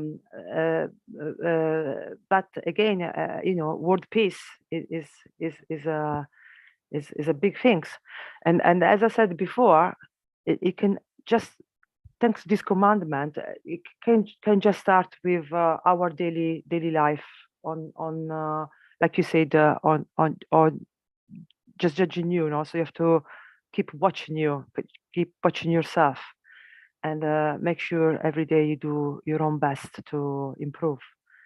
And but takes this little, so you don't have to, you know, if you don't do guns, if you don't have money for cosmic light, you can do a lot, just as I said before, in your own life. Like Mr. Keshe said in this recording, every choice you make, every step you make, you can work on those things, and take it seriously, and work on those, and that is where you can find peace, as I said. So next time you argue with your family, all these things, you think about this. You think, okay, I cannot judge my sister, I cannot judge my mom, and you're going within. I'm telling you, it's good work. It make you feel good at the end. But as I said, it is work. It's not some. It cannot be just word. We have to do it, and we'll show. Okay. Sorry. Thank you. Yes, my dear Stefania, we have to do. We are doing, and in this way, we understand now. Able to understand the way every being should do their conduct, trusting the universal soul. That is the main way. It will say to you that there is no need, as energy is always in motion, nothing remains the same. And it will, reflect in a way that sometimes many energies are converting into, like what I can say, good energies. This is not judgment, but this is a transformation we can understand in the level of peace, tranquility, love, light, and prosperity. Thank you, my dear Stefania. Yeah, even when you listen us talking, I wonder, all of you, how many manage not to judge? Yes, of course. All the time, all the time. It seems we're all subject to falling into this trap, maybe more than once a day, myself included. But what I've been trying to do, and as we heard Mr. Keshe, I think about something, it kind of feels good to judge in a way, but then I catch myself and I say, no, I shouldn't be doing this. What I should be doing is elevating, using, life is so quick. We're looking for more energies. Why do we want to expend our energies on judging? So I see someone in the street, they're being kind of rough with their children. I say, what a terrible mother, what a terrible family that must be to be in. I can see the look on the children, but that's totally wrong to do. What I need to do is to give to that soul, give to that family from my soul. It was so beautiful to hear Mr. Keshe say that all of our souls are perfect. Even Moses' soul, with all the killing and the mayhem that he caused, his soul is perfect. So when I get into this, what I've been doing lately, as Jacko said, don't hesitate, elevate. And that's all we can do, is to elevate and give from ourselves. And maybe in that giving, we become more elevated in our own. But if you want to use the energy for judging, as Mr. Keshe says he does every day, he judges himself. So we need to turn away from this judging. We don't have all the facts. And even if we did have all the facts, it's not our place to judge. So use that energy and then turn it around. And even though you may not want to, even though you're totally convinced that this person is wrong, or what they're doing is wrong, or how they may have touched you wrong in the past or whatever, you turn that around and use your pure soul. And this is the beauty of giving from the soul. The soul is innocent and the soul is pure. So take that judgment time and turn it into elevation time. And that's what I've been trying to practice, although these thoughts do come back from, time to time. I said, wait a minute, I already visited that. Why am I still rehashing that? No, give again. Give some more to that, whatever issue is you're trying to judge or whatever.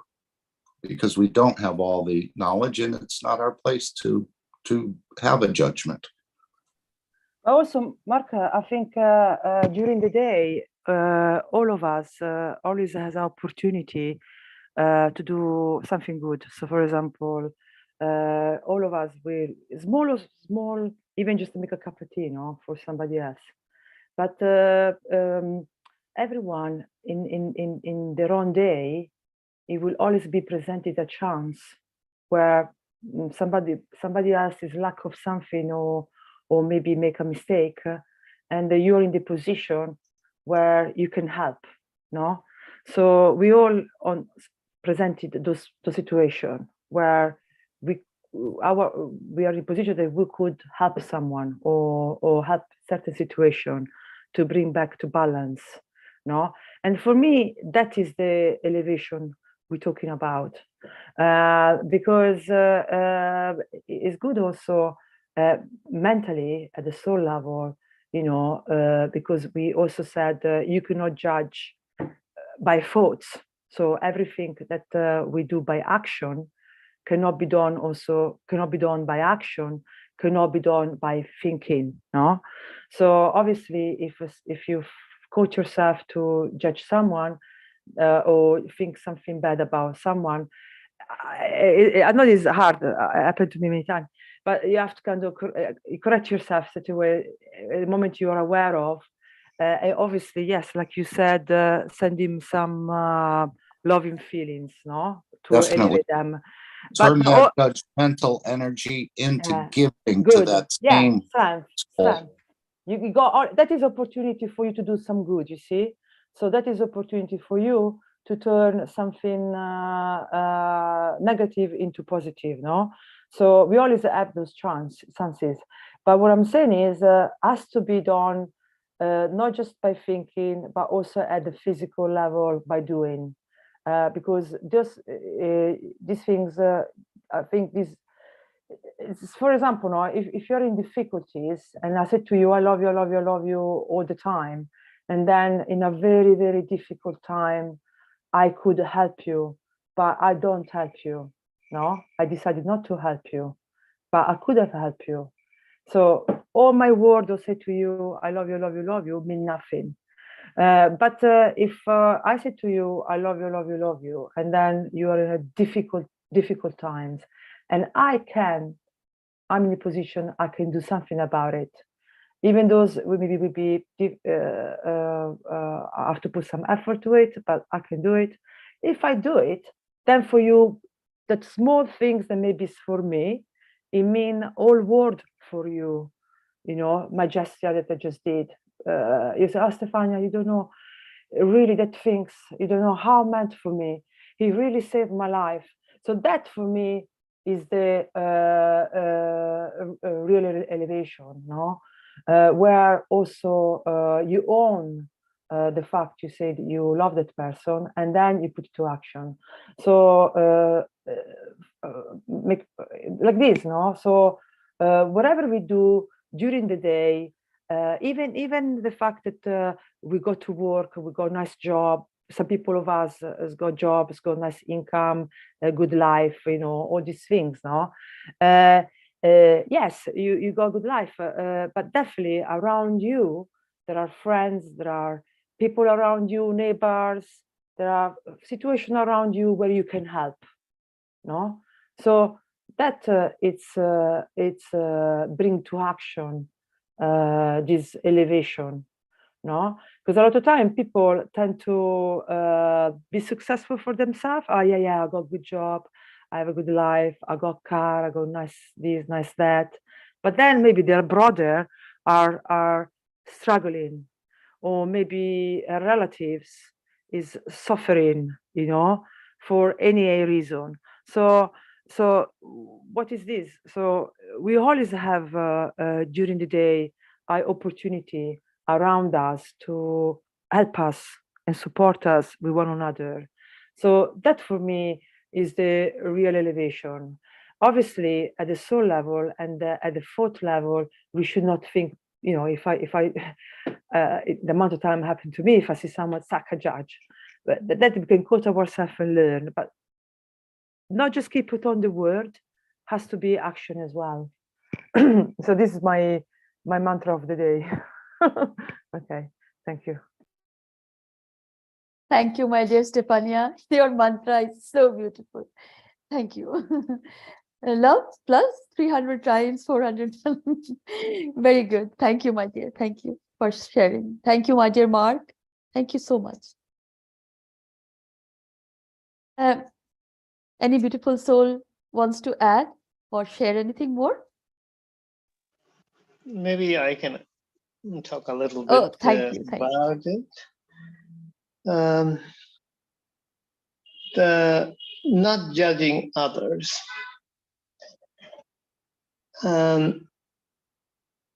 Let's look at it from a more constructive point of view, in the sense that at a physical level, remembering what Stefania said, well, we have to look at our compass, what Marx said, to elevate the soul. So with those things in mind, the conduct, our conduct towards others, it's mentioned in every books, religious books, at the physical level. Respect and love. And the love is applicable at the physical level, as Stefania said, by making a cup of tea, smiling at them, as Shweta said. So this is at the physical level. Love and respect. And these simple things are often missing. Often with our loved ones, those that are close to us, our family members, our friends.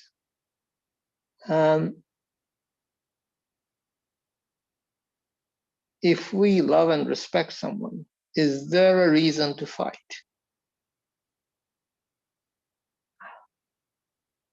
One of the things Mr. Keshe mentioned, I'm starting with the physical level right now, is that it takes a lot of guts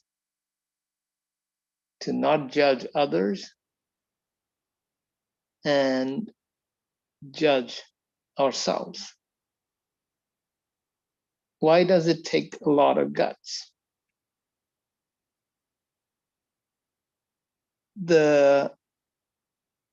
When we talk, judge others, are we avoiding the obvious, which is judging ourselves? It's a cheap way out, so to speak. And as long as we think about the soul, keep the soul or the compass in mind, then all these conducts, not judging others or loving and respecting others, it's the same thing. I'm just saying the other side of the border. These are to elevate not our own souls, but others too. When we respect and love someone, they see the reflection of the soul in our conduct. Their soul is elevated.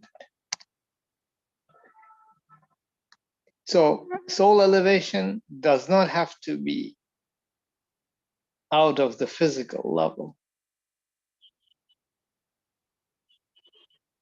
And when we judge ourselves, it is a bit different in the sense that we are heading towards following the compass. When we all make mistakes. And this is one of the most beautiful things about coming to this physical world of this planet. When we make these mistakes,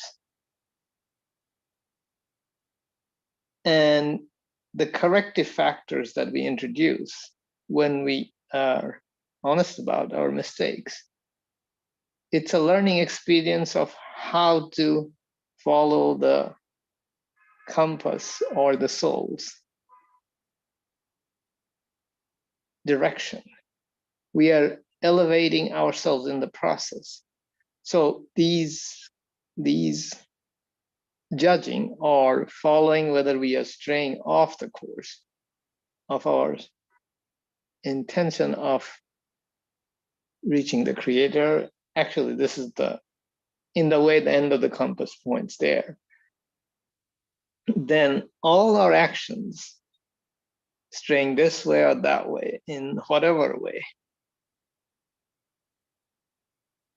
makes us more observant. It's a way of training ourselves to operate at the soul level. You know, before coming here, perhaps, I mean, you know, we are not familiar with this kind of adjustment, and this adjustments, you know, if we neglect, yes, of course, the adjustments have to be big.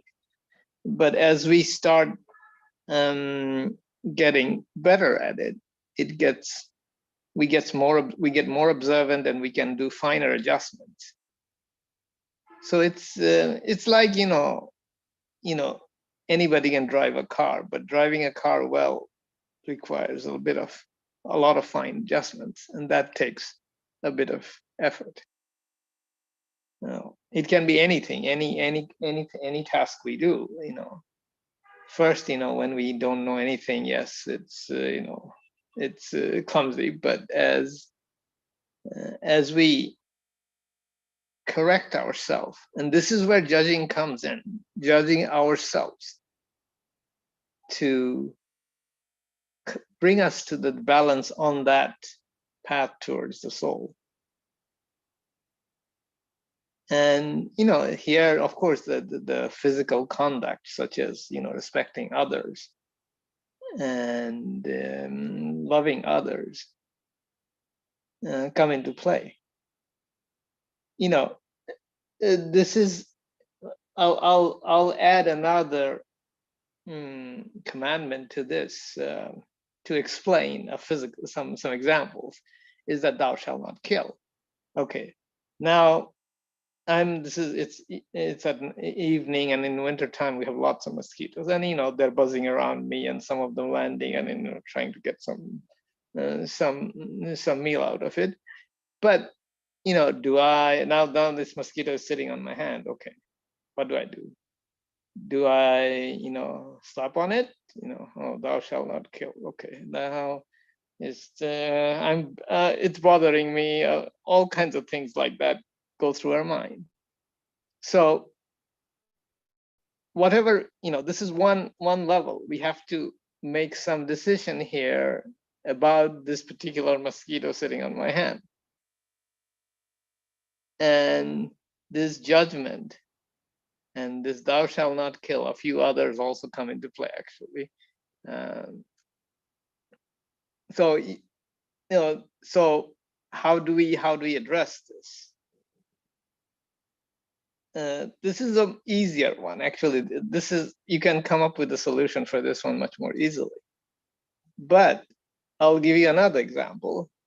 This evening I ate a bread. Thou shalt not kill, but I ate a bread. There were some plants involved here. So it's a long journey, yes. But when our destination is far, let's start doing it. So perhaps we can eat a little less bread and see whether we can engage our soul to get the little bit that is short through the cosmic ray that we had in our wish today.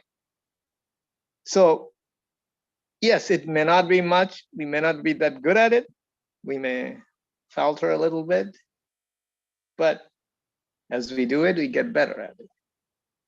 Here, as you can see, we are operating at the level of the physical existence on our planet. We're operating at the soul level. We are using cosmic energy, all of them.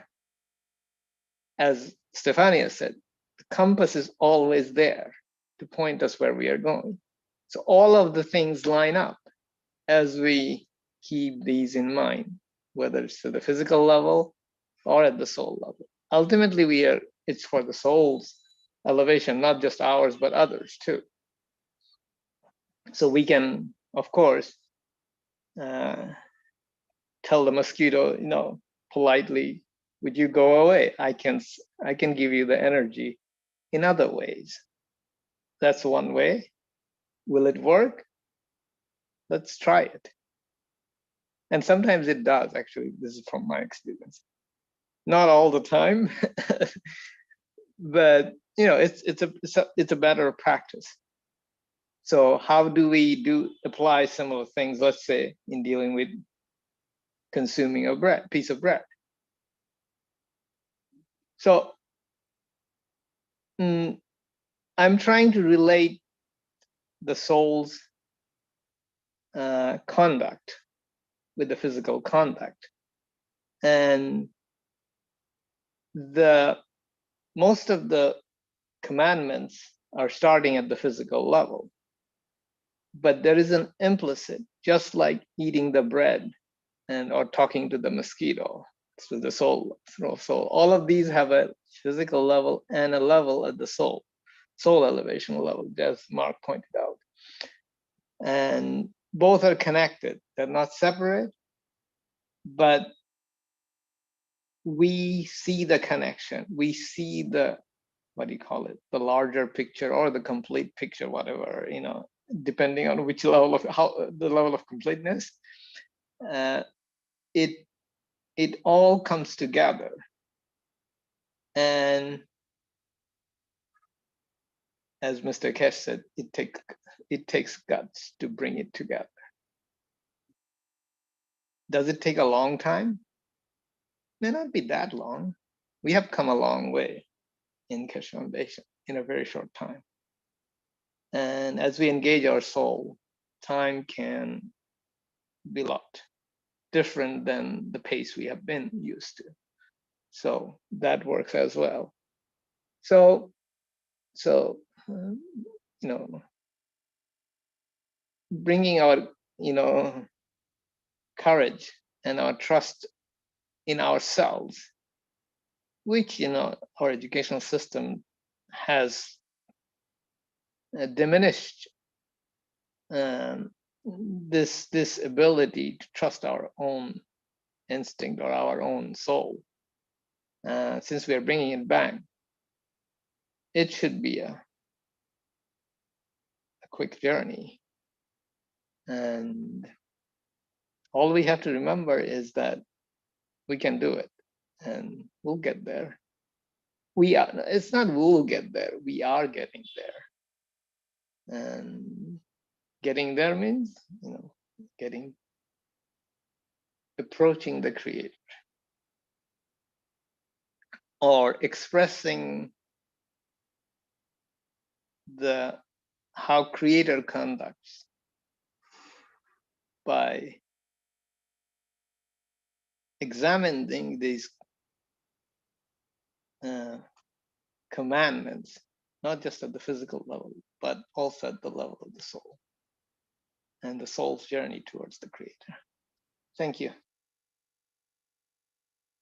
Thank you, my dear Moshrik. Thank you so much of your wisdom, always, always. Thank you. And yes, the long journey. Now, with the long journey in this beauty and totality of Keshe Foundation, we are here with the Creator, as you said.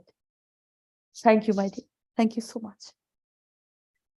Any beautiful soul wants to add anything more? I mean, welcome, of course. Well, this is Marie. Can you hear me, Sveta? Yes, I can. Yes, of course.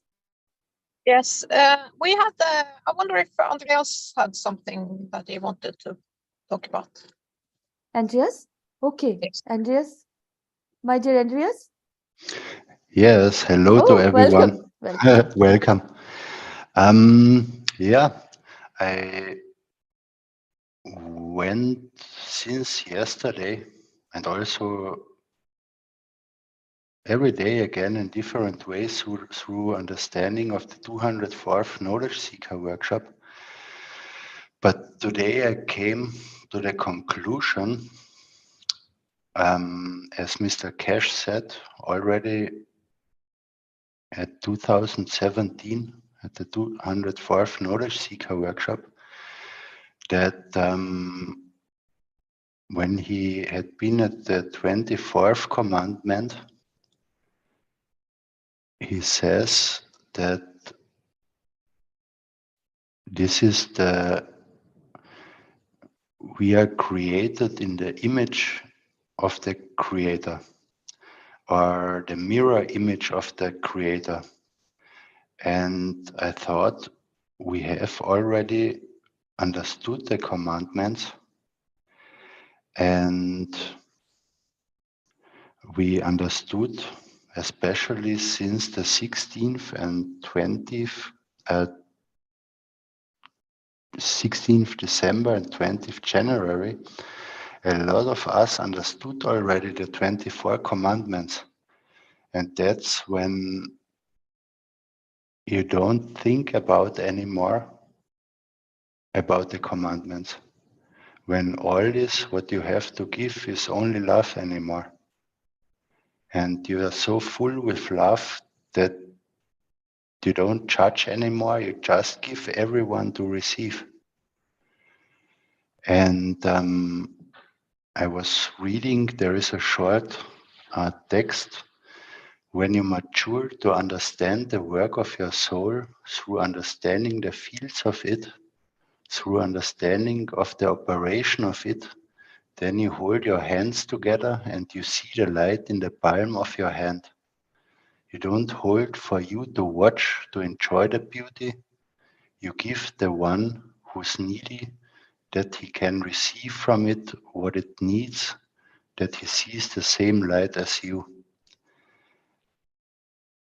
And yeah, what I wanted to say, I mean, when we had been in the meeting with the Creator or elevating the prophets, a lot of us reached that level, the becoming one, and everyone shares what is needed, what is not needed, and receives what is needed to reach the level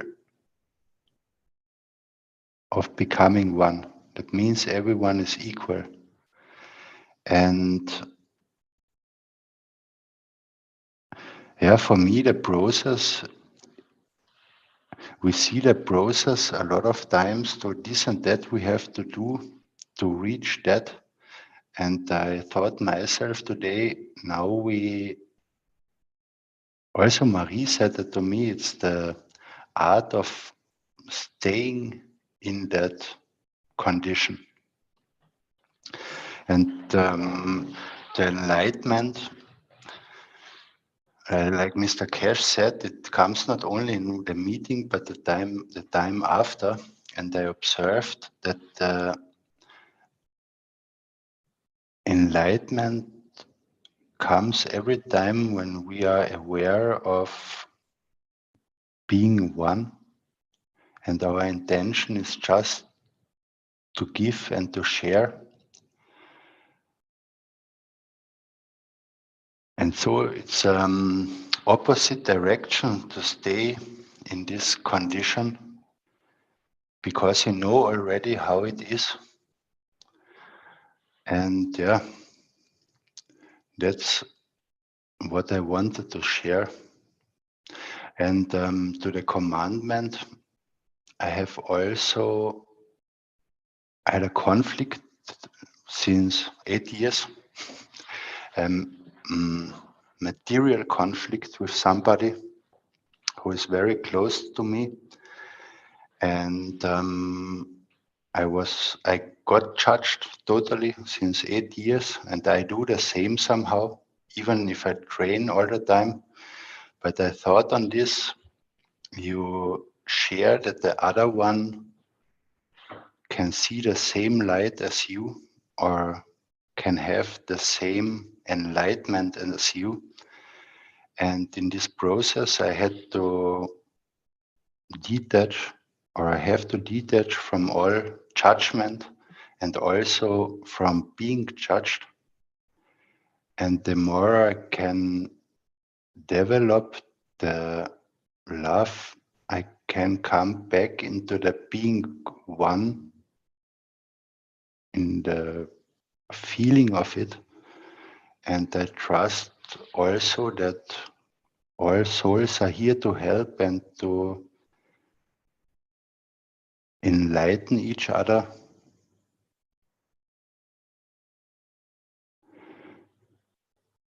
We should not be too strict or too, I don't know the English word, we should not be too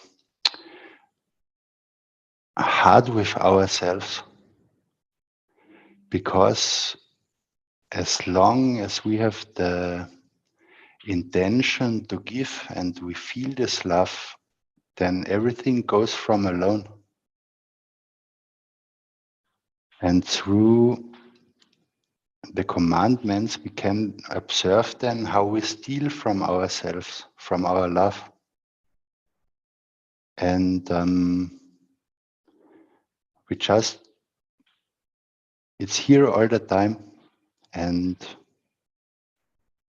we can love ourselves for all our mistakes, because we just love, we want to love everything.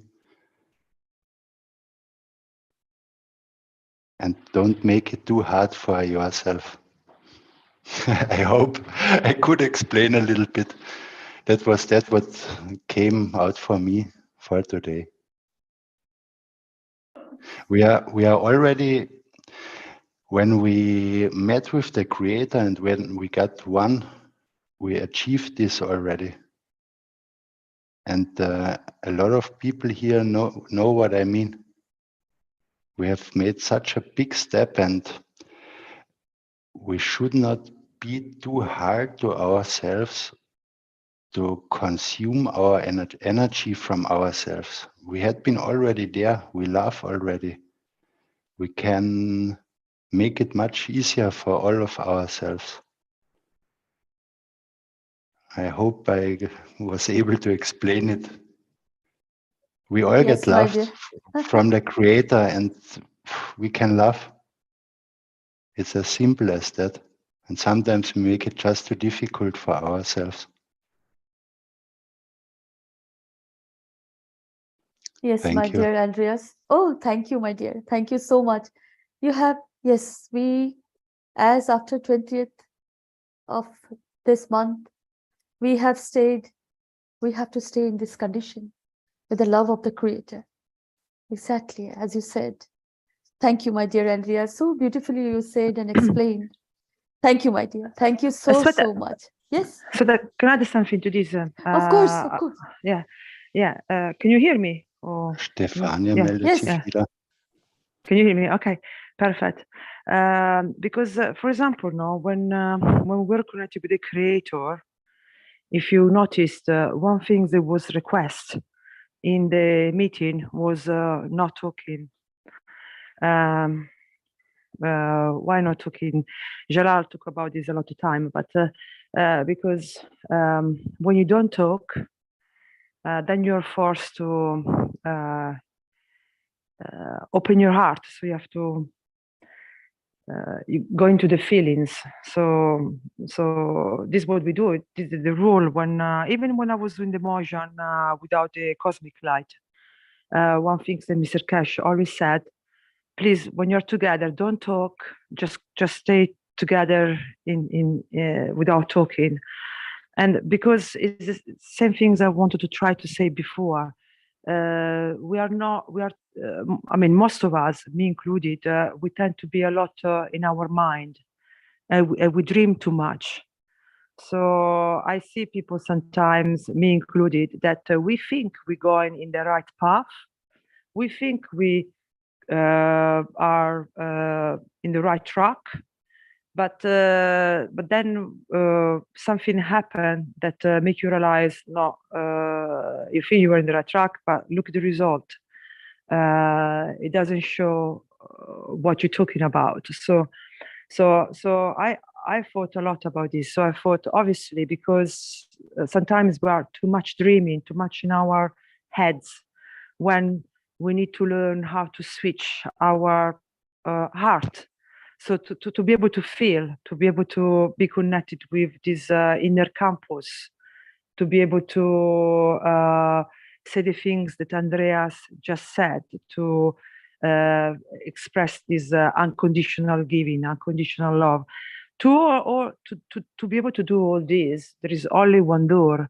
It's really stop talking and open the eye, open the open the heart and start feel. I realize it a lot that every time I okay, this is what my head said, because usually when we judge comes from the head. So this is what my head and you know, sometimes you're going in, I mean, this is what happened to me. You're going into these thoughts, one thought to another thoughts, and then it's all a struggle. But if we stop talking and open our heart and feel, the only other things left to do is it's action. It's what happened when we don't talk, you know. And in this action, it's not like an action like you know, going to war. As an action is like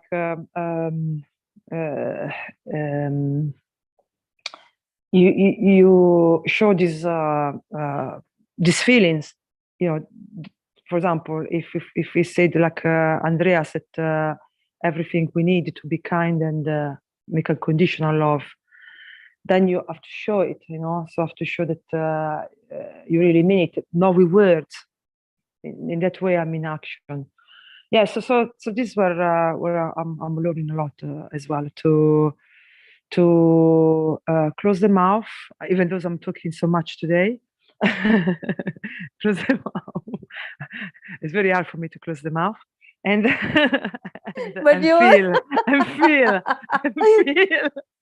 feel. Yeah. Sometimes I feel like I got a heart of ice or like a brick. You know, it's really, or I find it even difficult to know where my heart is. So, but this I think is the work to feel, to be more into the heart than into the head. Yeah, and talk less. So, okay, I'm not going to talk any longer. Bye. Thank you. Thank you, my dear. Yeah, it's hard to not talk, but thank you, my dear, for sharing the beauty. Thank you so much. Yeah, I want to see who's the judge now. Yeah. Indeed. So, my beautiful souls, any other sharing? You are so much welcome.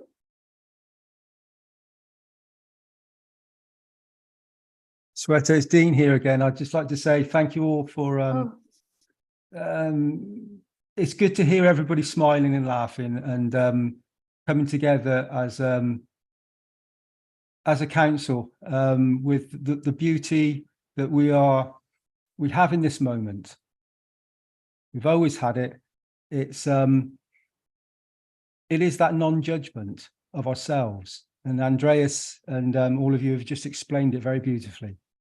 It is that being at peace with yourself, no matter what conditions and what has been or has happened. It's the past. In this precise present moment, in this moment, you have a feel strength, you have a beauty, and you have a responsibility to yourself to have a conduct and a beauty that is beneficial not only to yourself, so don't steal from yourself, but to give to others. So then you're not stealing from others as well. And it's a wonderful condition when you can create that field strength, that beauty, that you can laugh and giggle about it, and at the same time take the responsibility to actually stand forward as a soul, as a beautiful soul, and deliver this precious gift. It is the knowledge that is the unification of all of us. It is that beauty that sits with all of us in this precise moment. And in the physicality, it's wonderful to have this position where the souls are coming together as one, understanding. So the soul of physicality is becoming balanced and becoming in line. And the soul itself is allowed to express the sheer joy and beauty of being present in the moment, and being able to be in both dimensions, because we're always in two dimensions. We have the physical aspect of our daily lives and hugging and all the things we do with our, with everything we have in life. And then we have the thought process, being in our head. But being in your head is, there's two different ways to look at this. You can be in your head, in your brain, which is the physical aspect and is the physicality again. Or you can be on a thought process that is pure and just let it flow, just let it be. And just be in non-judgmental to yourself and to others, and just be giving. In every situation, we all have a choice in each moment with everything that we interact with. It's either positive or negative. It's either plasmatic, it's either gravitational or magnetical. So you either attract something or you repel something. So magnetical would be pushing away, and gravitational would be having it come back to you, would gravitate towards you. And this is a field strength and a field flow that that flips quite continuously with all of us. But in the moment when you allow, when you listen to your soul, when you listen in that precise moment, you know instantly whether something is judgmental or not. You know in the absolute moment that you do it. So just be, as I said, and Andrea said, be gentle with yourself, with ourselves, and just be patient and give to every situation as much as you can in the moment. And everything will be wonderful and perfect for each and every one of us when we start to understand that beauty. That is the knowledge and universal knowledge that has come in and is present on planet Earth in this moment. And we've always had this knowledge. We're just remembering it and waking up to the sheer beauty of the field strength that we have and we've always had in this moment.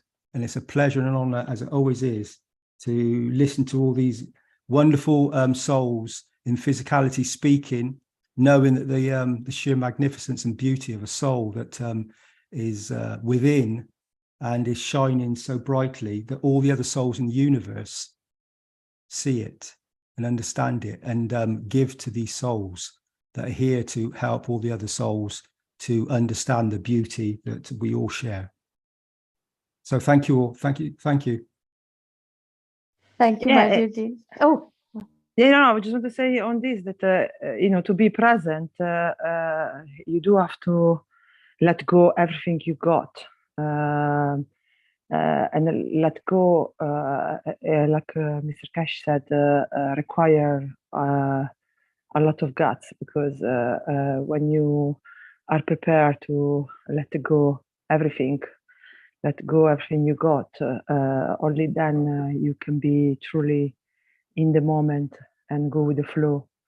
Because the moment you have attachment, you're not there, you're not in your heart. So I think it all goes together. So you cannot have the gravitational without the magnetical, and the magnetical without the gravitational.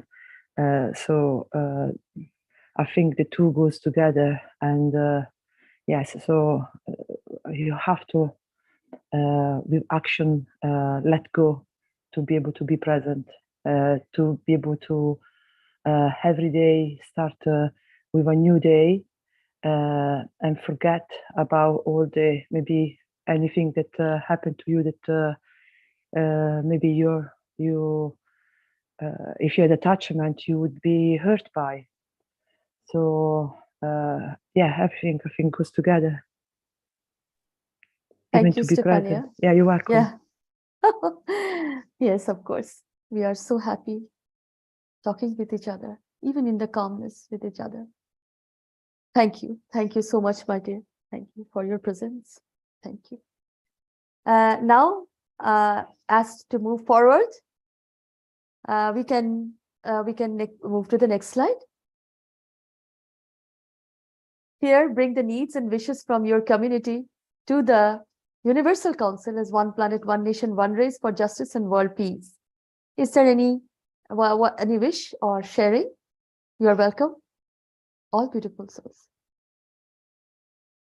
Yeah, I want to share that in the Italian group, what we've been doing, something very interesting.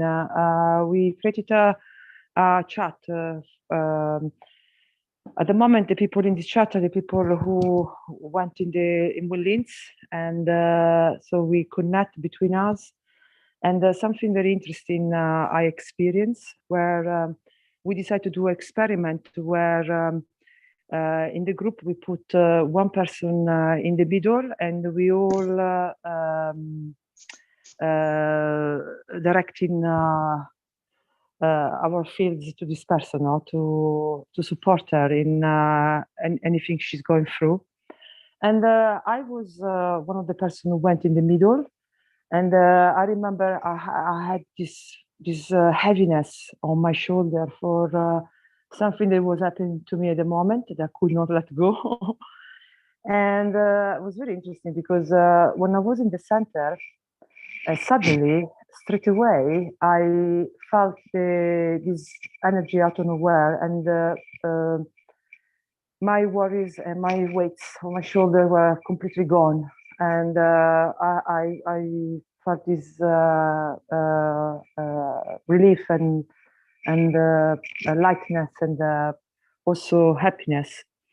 So for me, it was very revealing, because even though I know that these things works, when we connect to elevate, for example, the leader, or we connect to elevate anyone that we wish for, I find difficult. I speak for myself. I feel I want to connect, but I just don't know if I'm connecting or not. But I just put the thought and hoping that everything goes as it should go, no?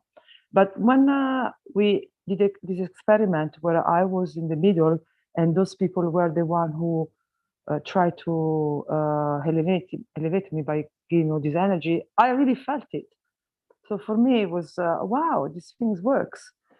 So maybe I want to share this experience with the Italian group, because maybe something you can try between you guys.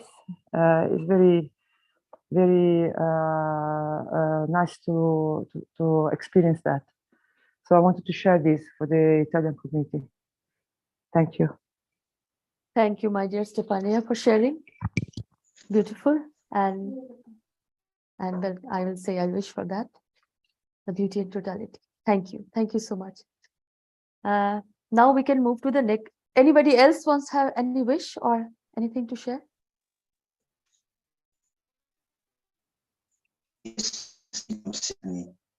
Yes, we have a hand up here with Nick. We're not hearing you clearly, Nick. Try again.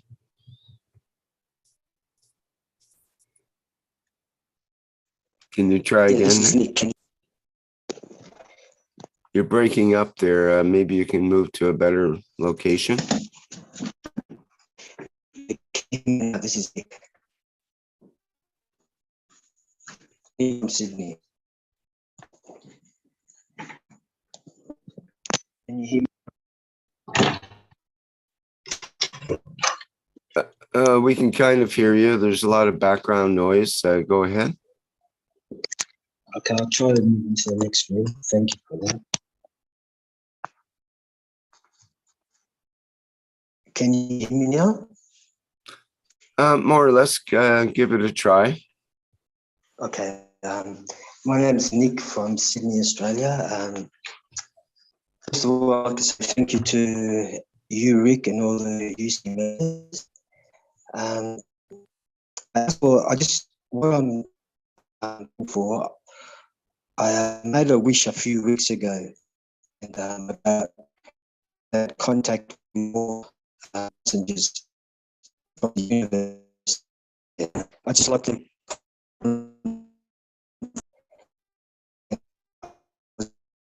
Sorry, you're breaking up, Nick. We can't hear what you're saying. Can you hear me now? Yes. Okay. Basically, just to confirm that my wish did come true, that the UC members wished for me, and to say thank you very much. Did you get that? Yes. What was your wish again? No, I made a wish a few weeks ago with the Universal Council, and it was about the four people I've been contacted from the universal community to do something, and just to say my wish did come true, just for confirmation. Beautiful, Nick. Thank you, my dear. Thank you for sharing your experience again with the wishes. You're receiving. So Yes.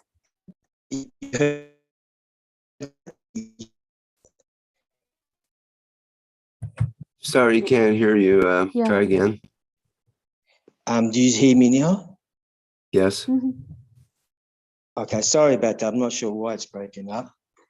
And basically what happened, the wish came true on the January the 20th. And they were there when we finished what we're doing to elevate the prophets. Mr. Keshe actually said that there was 4 passengers that came from the universal community. And they actually gave me a message, and I didn't understand it straight away, but I knew after a couple of days what the message they gave me. And it was basically they want to come back to Earth and serve with humanity, but also experience life here, how life is, like a working holiday. And the good work that they gave me to do about 30, 40 years ago is basically, it's like a relay race. They gave me the baton back then, and now I want to pass the baton to the Keshe Foundation, Mr. Keshe. And I want to ask for the Universal Council to make a wish for me, that there are 4 passengers from the universe that came to visit me and were there that day on the January the 20th, which were 4 archangels. And I want a Universal Council to wish that they come and serve with them. Did you hear that?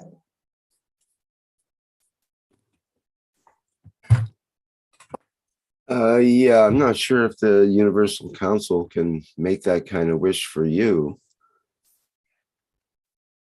but unless maybe you can formulate if it. it's sorry, if it's for the highest good of all, we'll add that in if we can. So how would you formulate the wish then? Well, basically, if it's for the highest good of all, and for the highest good of the Keshe, Mr. Keshe and the Keshe Foundation, may those 4 archangels come and help Mr. Keshe with what he needs, and the Keshe Foundation and the UC Council. And why I came to this conclusion, basically, on the last Knowledge Seekers workshop, Mr. Keshe said he received death threats and he's been having a lot of trouble with scammers and all that. And they will greatly, I believe they will greatly help. And one thing about Mr. Keshe's teachings and what he's been through, there's an old saying that I learned from my family: the darkness will always try to humiliate and destroy the light. By the way Mr. Keshe teaches, and Moses is a perfect example, the darkness in the soul of the physicality of the man will always try to destroy, humiliate, and steal from the light of the soul of the man. So I think I'll leave it with there. If they can reach that, it would be great. My dear Nick, can you hear me? Hello? Yes, yes. Oh, well, you are a beautiful soul, my dear Nick. And thank you. You have, you wished, I know you wished in all that is love. You loved all, always. And that always comes true, you know, for my Massage Shriman Keshe, for all that you wanted to love.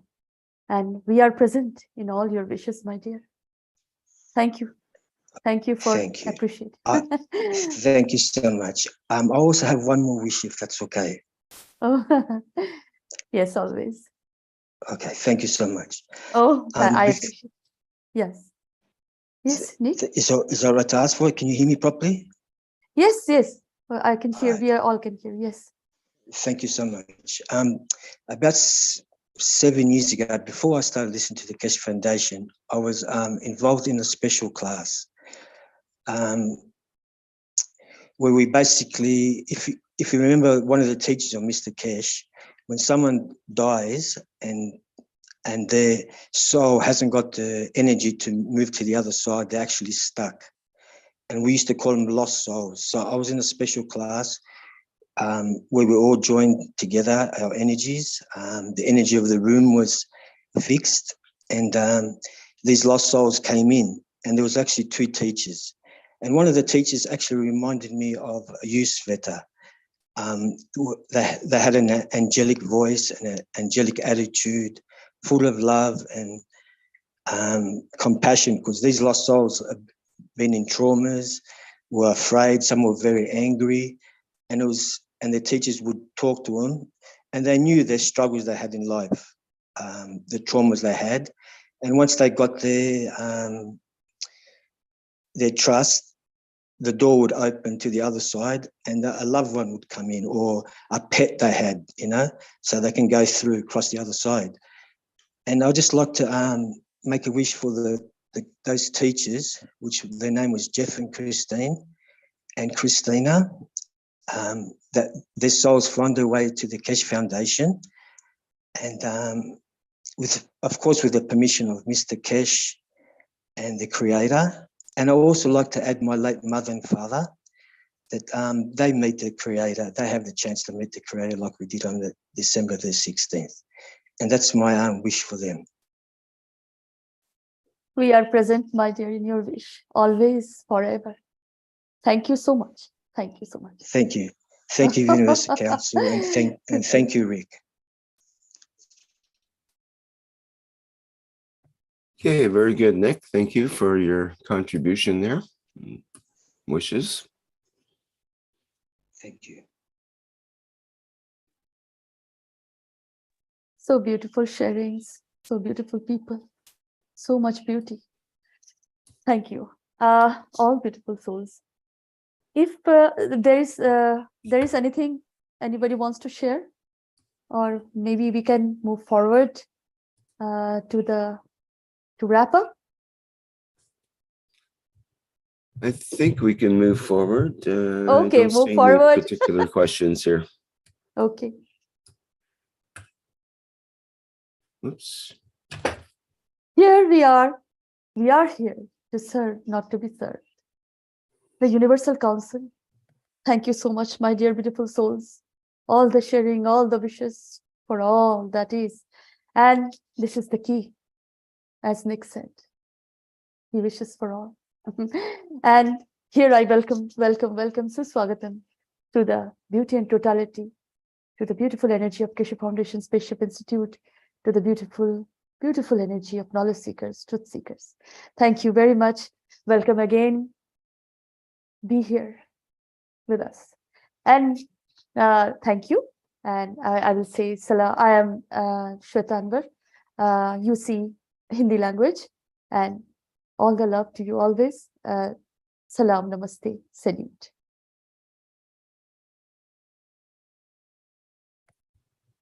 Okay, well, thank you, Sweta, and thanks to all the members of the Universal Council who serve relentlessly to help present this kind of presentation, as well as do other work in the background.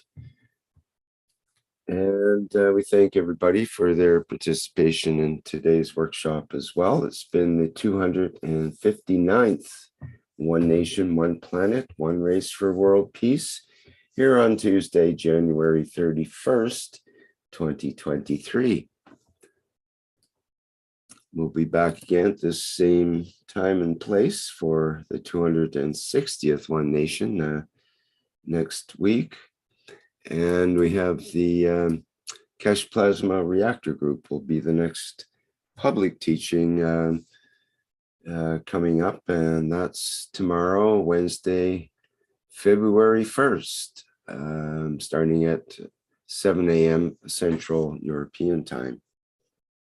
People are welcome, whether you're a newbie to the plasma technology or an old timer. And we have a variety of topics that we cover in the Keshe Plasma Reactor Group. Okay, I think that's it for now. Of course, we have the Knowledge Seekers Workshop coming up on Thursday. That'll be February 2nd. And that starts at the usual 9 a.m. Central European Time. Okay, I think that's it. It's time for the Flight Enhancement Spaceship Unit music version. Hang on. We played it last week in your name, Shweta, so... Hang on, my dear ones. Have some dance and clap. Thank you, my dears. You are old friend and a newbie also. Thank you, my dear. Dance and clap, dear ones. Thank you. Thank you, Sweta. Okay, bye everyone, and we'll see you in the next public teaching workshop.